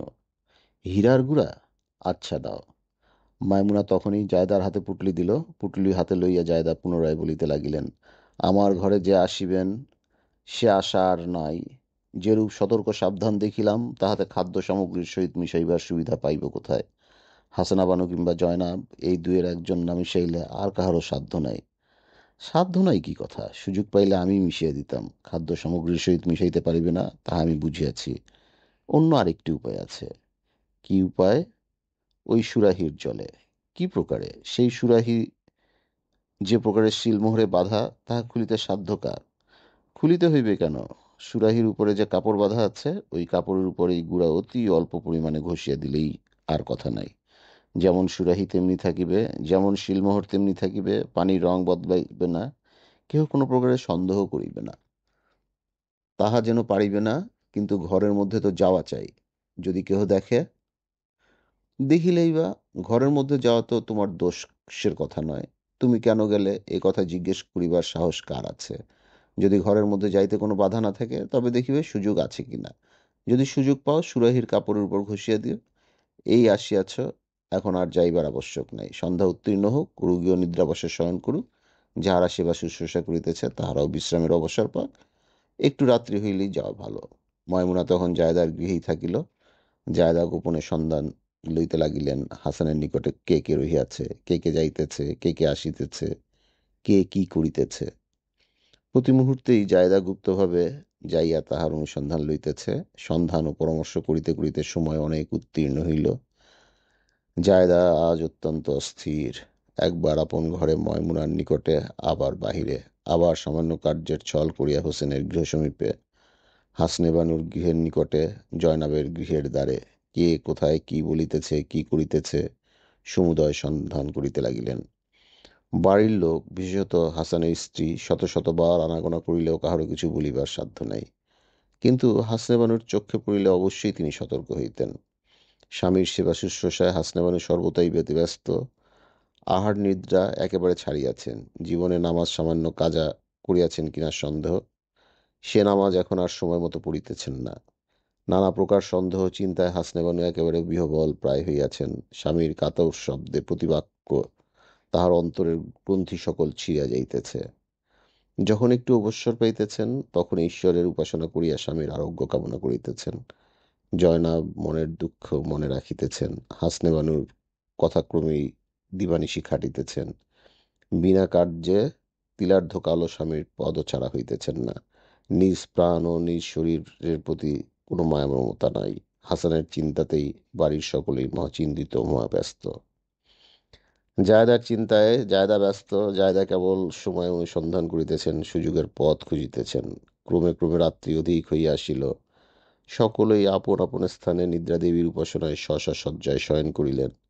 হাসেনা বানুর প্রতি নিশীথেই প্রভু মোহাম্মদের রওজা শরীফে যাইয়া ঈশ্বরের নিকট স্বামীর আরোগ্য কামনা করিতেন। আজও নিয়মিত সময়ে সকলে নিদ্রিত হইলে তসবিহ হস্তে ঘরের বাহির হইলেন। জায়দা জাগিয়াছিলেন। তিনি দেখিলেন হাসেনা বানু রওজা মোবারকের দিকে যাইতেছেন। গোপনে গোপনে তাহার পশ্চাতে পশ্চাতে যাইয়া আরো দেখিলেন যে হাসেনা বানু ঈশ্বরের উপাসনার্থ দণ্ডায়মান হইলেন। দেখিয়া আসিয়াই মায়মুনাকে বলিলেন, মায়মুনা, বোধ হয় এই উত্তম সুযোগ। হাসিনা বানু এখন আর ঘরে নাই। রওজা হইতে ফিরে আসিতে বিলম্ব আছে। এখন একবার যাইয়া দেখি, যদি সুযোগ পাই তবে এই উপযুক্ত সময়। জায়দা বিষের পুটুলি লইয়া চলিলেন। মায়মুনাও তাহার অজ্ঞাতসারে পাছে পাছে চলিল। অন্ধকার রজনী, চান্দ্র মাস, রবিউল আউয়ালের প্রথম তারিখ। চন্দ্র উঠিয়াই অমনি অস্ত গিয়াছে। ঘোর অন্ধকার। জায়দা সাবধানে পা ফেলিয়া ফেলিয়া যাইতে লাগিলেন। স্বামীর শয়নগৃহদ্বারের নিকটে যাইয়া কিছুক্ষণ দাঁড়াইয়া গৃহমধ্যস্থিত সকলে জাগরিত কি নিদ্রিত তাহা পরীক্ষা করিলেন। গৃহদ্বার যে বন্ধ নাই তাহা তিনি পূর্বেই স্থির করিয়াছেন। কারণ হাসেনা বানু স্বামীর আরোগ্য লাভার্থে ঈশ্বরের উপাসনা করিতে গিয়াই জায়দার গৃহপ্রবেশের আরো সুবিধা করিয়া রাখিয়া গিয়াছেন। গায়ের ভর গায়ে রাখিয়া, হাতের জোর হাতে রাখিয়া, অল্পে অল্পে দ্বার মুক্ত করিয়া গৃহের মধ্যে প্রবেশ করিয়া জায়দা দেখিলেন দীপ জ্বলিতেছে। ইমাম হাসান শয্যায় শায়িত। জয়নাব বিমর্ষ বদনে হাসানের পদদুখানি আপন বক্ষে রাখিয়া শুইয়া আছেন। অন্যান্য পরিজনেরা শয্যার চতুর্পার্শ্বে ভিন্ন ভিন্ন শয্যায় শয়ন করিয়া আছেন। নিঃশ্বাসের শব্দ ভিন্ন সে গৃহে আর কোনো শব্দই নাই। দীপের আলোতে জয়নাবের মুখখানি জায়দা আজ ভালো করিয়া দেখিলেন। নিদ্রিত অবস্থায় স্বাভাবিক আকৃতির শোভা যেরূপ দেখায়, জাগ্রত বোধ হয় তেমন শোভা কখনোই দেখা যায় না। কারণ জাগ্রত অবস্থায় কৃত্রিমতার ভাগ অনেক বেশি অংশে পড়িয়া থাকে। জায়দা গৃহের মধ্যস্থ শায়িত ব্যক্তি ও দ্রব্যজাতের প্রতি একে একে কটাক্ষপাত করিলেন। সুরাহির প্রতি দৃষ্টি পড়িবা মাত্রই সুরাহির দিকে অগ্রসর হইতে লাগিলেন। দুই এক পদ অগ্রসর হইয়া ক্ষণেক দাঁড়াইয়া পশ্চাতে ও অন্যান্য দিকে দৃষ্টিপাত করিয়া আবার দুই এক পদ অগ্রসর হইতে লাগিলেন। ক্রমে সুরাহির নিকটে যাইয়া দাঁড়াইলেন। আবার গৃহমধ্যস্থিত সকলের মুখের দিকে তাকাইয়া ইমামের মুখের দিকে চক্ষু ফুলিলেন। বিষের পুঁটুলি খুলিতে আরম্ভ করিলেন, খুলিতে খুলিতে ক্ষান্ত দিয়া কি ভাবিয়া আবার খুলিলেন না। হাসানের মুখের দিকে চাহিয়া রহিলেন। ক্রমে ক্রমে মুখ, বক্ষ, উরু ও পদতল পর্যন্ত সর্বাঙ্গে চক্ষু পড়িলে আর সে ভাব থাকিল না। তাড়াতাড়ি বিষের পুঁটুলি খুলিয়া সুরাহির মুখের কাপড়ের উপর সমুদয় হীরকচূর্ণ ঢালিয়া দিলেন। দক্ষিণ হস্তে সুরাহির মুখ বন্ধ বস্ত্রের উপর বিষ ঘষিতে আরম্ভ করিলেন। হাসানের পদতলে যাহাকে দেখিলেন তাহাকেই বারবার বিষ নয়নে দেখিতে লাগিলেন। স্বামীর মুখ পানে আর ফিরিয়া চাহিলেন না। সমুদয় চূর্ণ জলে প্রবেশ করিয়া জায়দা ত্রস্তভাবে ঘর হইতে বাহির হইবার সময় স্বামীর মুখের দিকে তাকাইয়া পা ফেলিতে দ্বারে আঘাত লাগিয়া একটি শব্দ হইল। এই শব্দে ইমাম হাসানের নিদ্রাভঙ্গ হইল বটে, কিন্তু চক্ষের পাতা খুলিলেন না। দ্বার পূর্বমত রাখিয়া জায়দা অতি ত্রস্তে গৃহের বাহিরে আসিয়া কিঞ্চিৎ ভীত হইলেন। শেষে দেখিলেন আর কেহ নহে, মায়মুনা। জায়দার হাত ধরিয়া লইয়া মায়মুনা অতি চঞ্চল পদে ব্যস্তভাবে জায়দার গৃহে প্রবেশ করিল। দ্বারে জায়দার পদাঘাত শব্দে ইমাম হাসানের নিদ্রাভঙ্গ হইয়াছিল। চক্ষু খুলিয়া যাহা দেখিলেন তাহাতে ওই শব্দের প্রকৃত কারণ কিছু স্থির করিতে পারিলেন না। গৃহমধ্যে সকলেই নিদ্রিত। দ্বীপ পূর্বমত জ্বলিতেছে। যেখানে যাহা ছিল সমস্ত ঠিকই আছে। হঠাৎ শব্দে তাহার সুখ স্বপ্ন ভাঙিয়া গেল। ইহাই কেবল আক্ষেপের কারণ হইল। জয়নাবকে ডাকিতে লাগিলেন। জয়নাব জাগিবা মাত্রই হাসান তাহাকে বলিলেন, জয়নাব, শীঘ্র শীঘ্র আমাকে পানি দাও। অজু করিয়া ঈশ্বরের উপাসনা করিব। এই মাত্র পিতামাতা এবং মাতামহকে স্বপ্নে দেখিলাম। তাহারা যেন আমার অপেক্ষায় দাঁড়াইয়া আছে। একটু জল পান করিব, পিপাসা অত্যন্ত হইয়াছে। জল আনিতে জয়নাব বাহিরে গেলেন। হাসেনা বানু তসবিহ হস্তে ঈশ্বরের নাম করিতে করিতে গৃহমধ্যে প্রবেশ করিলেন। ইমাম হাসানকে জাগরিত দেখিয়া তাহার শরীরের অবস্থা জিজ্ঞাসা করিবার অগ্রেই তিনি নিজেই হাসেনা বানুকে স্বপ্ন বিবরণ বলিলেন। অত্যন্ত জল পিপাসা হইয়াছে, এক পেয়ালা পানি দাও বলিয়া উঠিয়া বসিলেন। স্বপ্ন বিবরণ শুনিবা মাত্রই হাসেনা বানুর চিত্ত আরো অস্থির হইল। বুদ্ধিশক্তি লাঘব হইয়া গেল, মস্তক ঘুরিতে লাগিল। সুরাহির বস্ত্রের প্রতি পূর্বে যেরূপ লক্ষ্য রাখিয়া দেখিতেন তাহা আর দেখিবার ক্ষমতা থাকিল না। হাসেনা বানু স্বাভাবিক অবস্থায় থাকিলে বস্ত্রের উপরিস্থ হীরকচূর্ণ ঘর্ষণের কোনো না কোনো চিহ্ন অবশ্যই তাহার চক্ষে পড়িত। কিন্তু স্বপ্ন বৃত্তান্ত শ্রবণে এমনই বিহ্বল হইয়াছেন যে সুরাহির মুখ বন্ধ না থাকিলেও তিনি নিঃসন্দেহে জল ঢালিয়া স্বামীকে পান করিতে দিতেন। এক্ষণে অন্যমনস্কে সুরাহি হইতে জল ঢালিয়া পেয়ালা পরিপূর্ণ করিয়া স্বামীর হস্তে প্রদান করিলেন। ইমাম হাসানের এই শেষ পিপাসা, হাসেনা বানুর হস্তে এই শেষ জলপান। প্রাণ ভরিয়া জল পান করিলেন। জয়নাবও পূর্বাদেশ মতো জল লইয়া উপস্থিত হইলেন।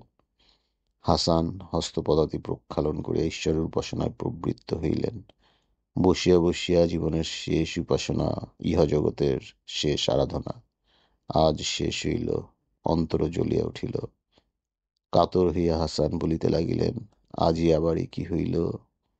জায়দার ঘরে যে প্রকার শরীর জ্বালায় উপস্থিত হইত, আজ তেমনি অস্থির লাগিতেছে। কলিজা হৃদয় হইতে নাভি পর্যন্ত সেই কি এক প্রকারের বেদনা, যাহা মুখে বলিবার শক্তি নাই। ঈশ্বর, এ কি করিলেন। আবার বুঝিবিস, এ তো জায়দার ঘর নহে। তবে এ কি যন্ত্রণা। উহ, কি যন্ত্রণা।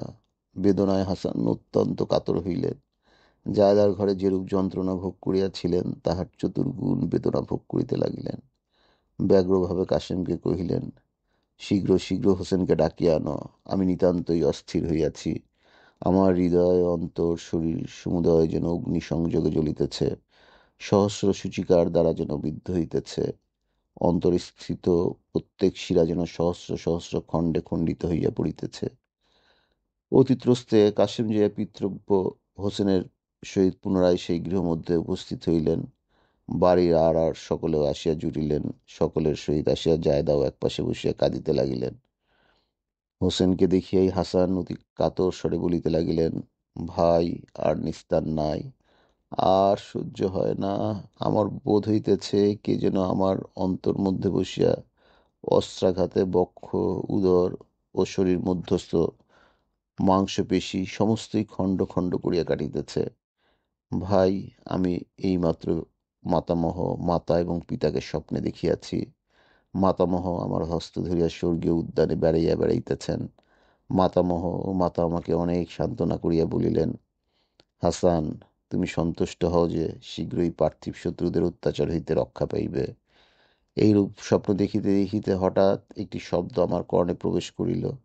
নিদ্রাভঙ্গের সহিত স্বপ্ন ভাঙিয়া গেল। অত্যন্ত জল পিপাসা হইয়াছিল। সুরাহির জল যেমন পান করিয়াছি, মুহূর্ত যাইতে না যাইতেই আমাকে অস্থির করিয়া তুলিয়াছে। এত বেদনা, এত কষ্ট আমি কখনোই ভোগ করি নাই।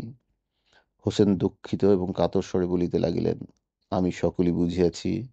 আমি আপনার নিকট আর কিছুই চাই না। আমার এই ভিক্ষা যে ওই সুরাহির জল পান করিতে আমায় অনুমতি করুন, দেখি জলে কি আছে। এই বলিয়া হোসেন সুরাহি ধরিয়া জল পান করিতে উদ্যত হইলেন। হাসান পীড়িত অবস্থাতেই শশব্যস্তে বলিলেন, ও কি করো হোসেন, ও কি? এই কথা বলিতে বলিতে শয্যা হইতে উঠিলেন। অনুজের হস্ত হইতে সুরাহি কাড়িয়া লইয়া মাটিতে ফেলিয়া দিলেন। সুরাহি শতখণ্ডে ভাঙিয়া চূর্ণ হইয়া গেল। অনুজের হস্ত ধরিয়া হাসান নিজ শয্যার উপরে বসাইয়া মুখে বারবার চুম্বন দিয়া বলিতে লাগিলেন, ভাই, আমি যে কষ্ট পাইতেছি তাহা মুখে বলিবার শক্তি নাই। পূর্ব আঘাত, পূর্ব পীড়া, এই উপস্থিত যন্ত্রণায় সকলই ভুলিয়া গিয়াছি। ভাই, দেখো তো আমার মুখের বর্ণ কি পরিবর্তিত হইয়াছে। ভ্রাতার মুখপানে দৃষ্টিপাত করিয়া হোসেন কাঁদিতে লাগিলেন। আর আর সকলে বলিতে লাগিল, আহা, জ্যোতির্ময় চণ্ডবদনে বিষাদ নীলিমা রেখা পড়িয়াছে। এই কথা বলিয়া হাসান অনুজকে বলিলেন, ভাই, বৃথা কাঁদিয়া লাভ কি? আমার আর বেশি বিলম্ব নাই। চিরবিদায়ের সময় অতি নিকটে। মাতামহ যাহা যাহা বলিয়াছেন সকলই প্রত্যক্ষ করিতেছি। ভাই, মাতামহ সশরীরে ঈশ্বরের আদেশে একবার ঈশ্বরের স্থানে নীত হইয়াছিলেন। সেখানে কোনো একটি নির্দিষ্ট স্থানে অতি রমণীয় দুইটি ঘর সুসজ্জিত দেখিলেন। একটি সবুজ বর্ণ, আর একটি লোহিত বর্ণ। কাহার ঘর প্রহরীকে এই কথা জিজ্ঞাসা করিতে প্রহরী উত্তর করিল, আপনার অন্তরের নিধি, হৃদয়ের ধন এবং নয়নের পুতুল হাসান হোসেনের জন্য এই দুইটি ঘর প্রস্তুত হইয়াছে। ভিন্ন ভিন্ন বর্ণের কারণ জিজ্ঞাসা করাতে প্রহরী কাঁপিয়া নতশির হইল, কোনো উত্তর করিল না। জিব্রাইল সঙ্গে সঙ্গেই ছিলেন। তিনি মাতামহকে বলিলেন, আয় মোহাম্মদ দারবান, কারণ প্রকাশে লজ্জিত হইতেছে। আমি প্রকাশ করিব। আজ আপনি যাহা জিজ্ঞাসা করিবেন তাহাই বলিতে আজ্ঞাপ্রাপ্ত হইয়াছি। নিদারুণ গুপ্ত কথা হইল আজ আমি আপনার নিকট ব্যক্ত করিব। ওই দুইটি ঘর ভিন্ন ভিন্ন বর্ণের হইবার কারণ কি, উহা সবিশেষ বৃত্তান্ত আমি বলিতেছি, শ্রবণ করুন। সবুজ বর্ণ গৃহ আপনার জ্যেষ্ঠ দৌহিত্র হাসানের জন্য, লোহিত বর্ণ গৃহ কনিষ্ঠ দৌহিত্র হোসেনের জন্য প্রস্তুত হইয়াছে। আপনার অভাবে একদল পিশাচ শত্রুতা করিয়া হাসানকে বিষ পান করাইবে এবং মৃত্যুর সময় হাসানের মুখ সবুজ বর্ণ হইবে। তন্নিমিত্তই ওই গৃহটি সবুজ বর্ণ। ওই শত্রুগণ অস্ত্র দ্বারা আপনার কনিষ্ঠ দৌহিত্র হোসেনের মস্তক ছেদন করিবে। ওই রক্তমাখা মুখের চিহ্নই লোহিত বর্ণের কারণ। মাতামহর বর্ণ আজ সফল হইল। আমার মুখের বর্ণ যখন বিবর্ণ হইয়াছে, তখন পরময় আজ শেষ হইয়াছে। মাতামহর বাক্য অলঙ্ঘনীয়। ভাই, ঈশ্বরের কার্য অখণ্ডনীয়। সবিষাদে এবং সরসে হোসেন বলিতে লাগিলেন, আমি আপনার চির আজ্ঞাবহ দাস, বিশেষ স্নেহের পাত্র এবং চির আশীর্বাদের আকাঙ্ক্ষী। মিনতি করিয়া বলিতেছি, বলুন তো আপনাকে এ বিষ কে দিয়াছে? ভাই, তুমি কি জন্য বিষদাতার নাম জিজ্ঞেস করিতেছ? তুমি কি তাহার প্রতিশোধ নিবে? হোসেন শয্যা হইতে উঠিয়া অতিশয় রোষ ভরে দুঃখিত স্বরে বলিতে লাগিলেন, আমার প্রাণের পূজনীয় ভ্রাতাকে, এক মাতার উদরে যে ভ্রাতা অগ্রে জন্মিয়াছেন, সেই ভ্রাতাকে আমি বাঁচিয়া থাকিতে যে নরাধম বিষ পান করাইয়াছে, সে কি অমনি বাঁচিয়া থাকিবে? আমি কি এমনই দুর্বল? আমি কি এমনই নিঃসাহসী? আমি কি এমনই ক্ষীণকায়? আমি কি এমনই কাপুরুষ? আমার হৃদয়ে কি রক্ত নাই, মাতৃস্নেহ নাই, যে ভ্রাতার প্রাণনাশক বিষ প্রদায়কের প্রতিশোধ লইতে পারিব না? যে আজ আমার একটি বাহু ভগ্ন করিল, অমূল্য ধন সহোদর রত্ন হইতে যে আজ আমাকে বঞ্চিত করিল, যে পাপিষ্ঠ আজ তিনটি সতী স্ত্রীকে অকালে বিধবা করিল, আমি কি তাহার কিছুই করিব না? যদি সে নরাধমের কোনো সন্ধান লইয়া থাকেন, যদি তাহাকে চিনিয়া থাকেন, যদি অনুভবে কিছু অনুভব করিয়া থাকেন, এ আজ্ঞাবহ চিরকিঙ্করকে বলুন, আমি এখনই আপনার সম্মুখে তাহার প্রতিবিধান করিতেছি। সেই পাপাত্ম বিজনক্ষণে পর্বত গুহায়, অজল তলে, সপ্ততলে, মৃত্তিকা মধ্যে যেখানেই হোক, হোসেনের হস্ত হইতে তাহার পরিত্রাণ নাই। হয় আমার প্রাণ তাহাকে দিব, নয় তাহার প্রাণ আমি লইব। অনুজের হস্ত ধরিয়া নিকটে বসিয়া হাসান বলিতে লাগিলেন, ভাই, স্থির হও। আমি আমার বিষদাতাকে চিনি। সে আমার সহিত যেরূপ ব্যবহার করিল, আমি সমুদয় জানিতে পারিয়াছি। ঈশ্বরই তাহার বিচার করিবেন। আমার কেবল এই মাত্র আক্ষেপ যে নিষ্কারণে আমাকে নির্যাতন করিল। আমার ন্যায় অনুগত স্নেহশীল বন্ধুকে বধ করিয়া সে যে কি সুখ মনে করিল, তাহা বুঝিতে পারিলাম না। যে কারণেই হোক, যে লাভেই হোক, যে আশাতেই হোক, নিরপরাধে যে আমাকে নির্যাতন করিয়া চিরবন্ধুর প্রাণ বধ করিল, দয়াময় পরমেশ্বর তাহার আশা কখনোই পূর্ণ করিবে না। দুঃখের বিষয় এই যে সে আমাকে চিনিতে পারিল না। যাহা হোক ভাই, তাহার নাম আমি কখনোই মুখে আনিব না। তাহার প্রতি আমার কোনো রাগ, হিংসা, দ্বেষ কিছুই নাই। ঈশ্বরের নামে শপথ করিয়া বলিতেছি, আমার বিষদাতার মুক্তির জন্য ঈশ্বরের নিকট প্রার্থনা করিব। যে পর্যন্ত ঈশ্বরের নিকট তাহাকে মুক্ত করাইতে না পারি, সে পর্যন্ত স্বর্গের সোপানে পা রাখিব না। ভাই, ক্রমই আমার বাকশক্তি রোধ হইতেছে। কত কথা মনে ছিল, কিছুই বলিতে পারিলাম না। চতুর্দিক যেন অন্ধকারময় দেখিতেছি। আবুল কাশেমের হস্ত ধরিয়া হোসেনের হস্তে সমর্পণ করিয়া স্নেহার্দ্র চিত্ত হাসান কাতর স্বরে পুনরায় কহিতে লাগিলেন, ভাই, ঈশ্বরকে প্রত্যক্ষ মানিয়া আজ আমি তোমার হস্তে কাশেমকে দিলাম। কাশেমের বিবাহ দেখিতে বড় সাধ ছিল, পাত্রীও স্থির করিয়াছিলাম, সময় পাইলাম না। হোসেনের হস্ত ধরিয়া আবার কহিলেন, ভাই, ঈশ্বরের দোহাই, আমার অনুরোধ, তোমার কন্যা সখিনার সহিত কাশেমের বিবাহ দিও। আর ভাই, আমার বিষদাতার যদি সন্ধান পাও, কিংবা কোনো সূত্রে যদি ধরা পড়ে, তবে তবে তাহাকে কিছু বলিও না। ঈশ্বরের দোহাই, তাহাকে ক্ষমা করিও। যন্ত্রণাকুল ইমাম ব্যাকুলভাবে ইউনুসকে এই পর্যন্ত বলিয়া সস্নেহ বচনে কাশেমকে বলিলেন, কাশেম বৎস, আশীর্বাদ করি তুমি চিরজীবী হও। আর বাপ, এই কবচটি সর্বদা হস্তে বাঁধিয়া রাখিও। আর কখনো যদি বিপদগ্রস্ত হও, সে বিপদ হইতে রক্ষা পাইবার উপায় যদি নিজ বুদ্ধিতে স্থির করিতে না পারো, তবে এই কবচের অপর পৃষ্ঠ লক্ষ্য করিও। যাহা লেখা দেখিবে সেইরূপ কার্য করিবে। সাবধান, তাহার অন্যথা করিও না। কিয়ৎক্ষণ পরে নিস্তব্ধ থাকে উপর্যুপরি ৩-৪টি নিঃশ্বাস ফেলিয়া হোসেনকে সম্বোধনপূর্বক মুমূর্ষ হাসান পুনরায় কহিলেন, ভাই, ক্ষণকালের জন্য তোমরা সকলে একবার বাহিরে যাও। কেবল জায়দা একাকিনী এখানে উপস্থিত থাকুন। জায়দার সহিত নির্জনে আমার একটি বিশেষ কথা আছে। সকলেই আজ্ঞা পালন করিলেন। শয্যার নিকটে জায়দাকে ডাকিয়া হাসান চুপি চুপি বলিতে লাগিলেন, জায়দা, তোমার চক্ষু হইতে হাসান এখন চিরদূর হইতেছে। আশীর্বাদ করি সুখে থাকো। তুমি যে কার্য করিলে সমস্তই আমি জানিতে পারিয়াছি। তোমাকে বড়ই বিশ্বাস করিতাম, বড়ই ভালোবাসিতাম। তাহার উপযুক্ত কার্যই তুমি করিয়াছ। ভালো, সুখে থাকো। আমি তোমাকে ক্ষমা করিলাম। হোসেনকেও ক্ষমা করিতে বলিয়াছি, তাহাও তুমি সকর্ণে শ্রবণ করিয়াছ। ভিতরের নিগূঢ় কথা যদি আমি হোসেনকে বলিতাম, তা হইলে যে কি অনর্থ সংঘটিত হইত, তাহা তুমি বুঝিতেই পারিতেছ। যাহা হোক, আমি তোমাকে ক্ষমা করিলাম, কিন্তু যিনি সর্বসাক্ষী, সর্বময়, সর্বক্ষমার অধীশ্বর, তিনি তোমাকে ক্ষমা করিবেন কিনা বলিতে পারি না। তথাপি তোমার মুক্তির জন্য সর্বপ্রথমে আমি সেই মুক্তিদাতার নিকট পুনঃ পুনঃ প্রার্থনা করিব।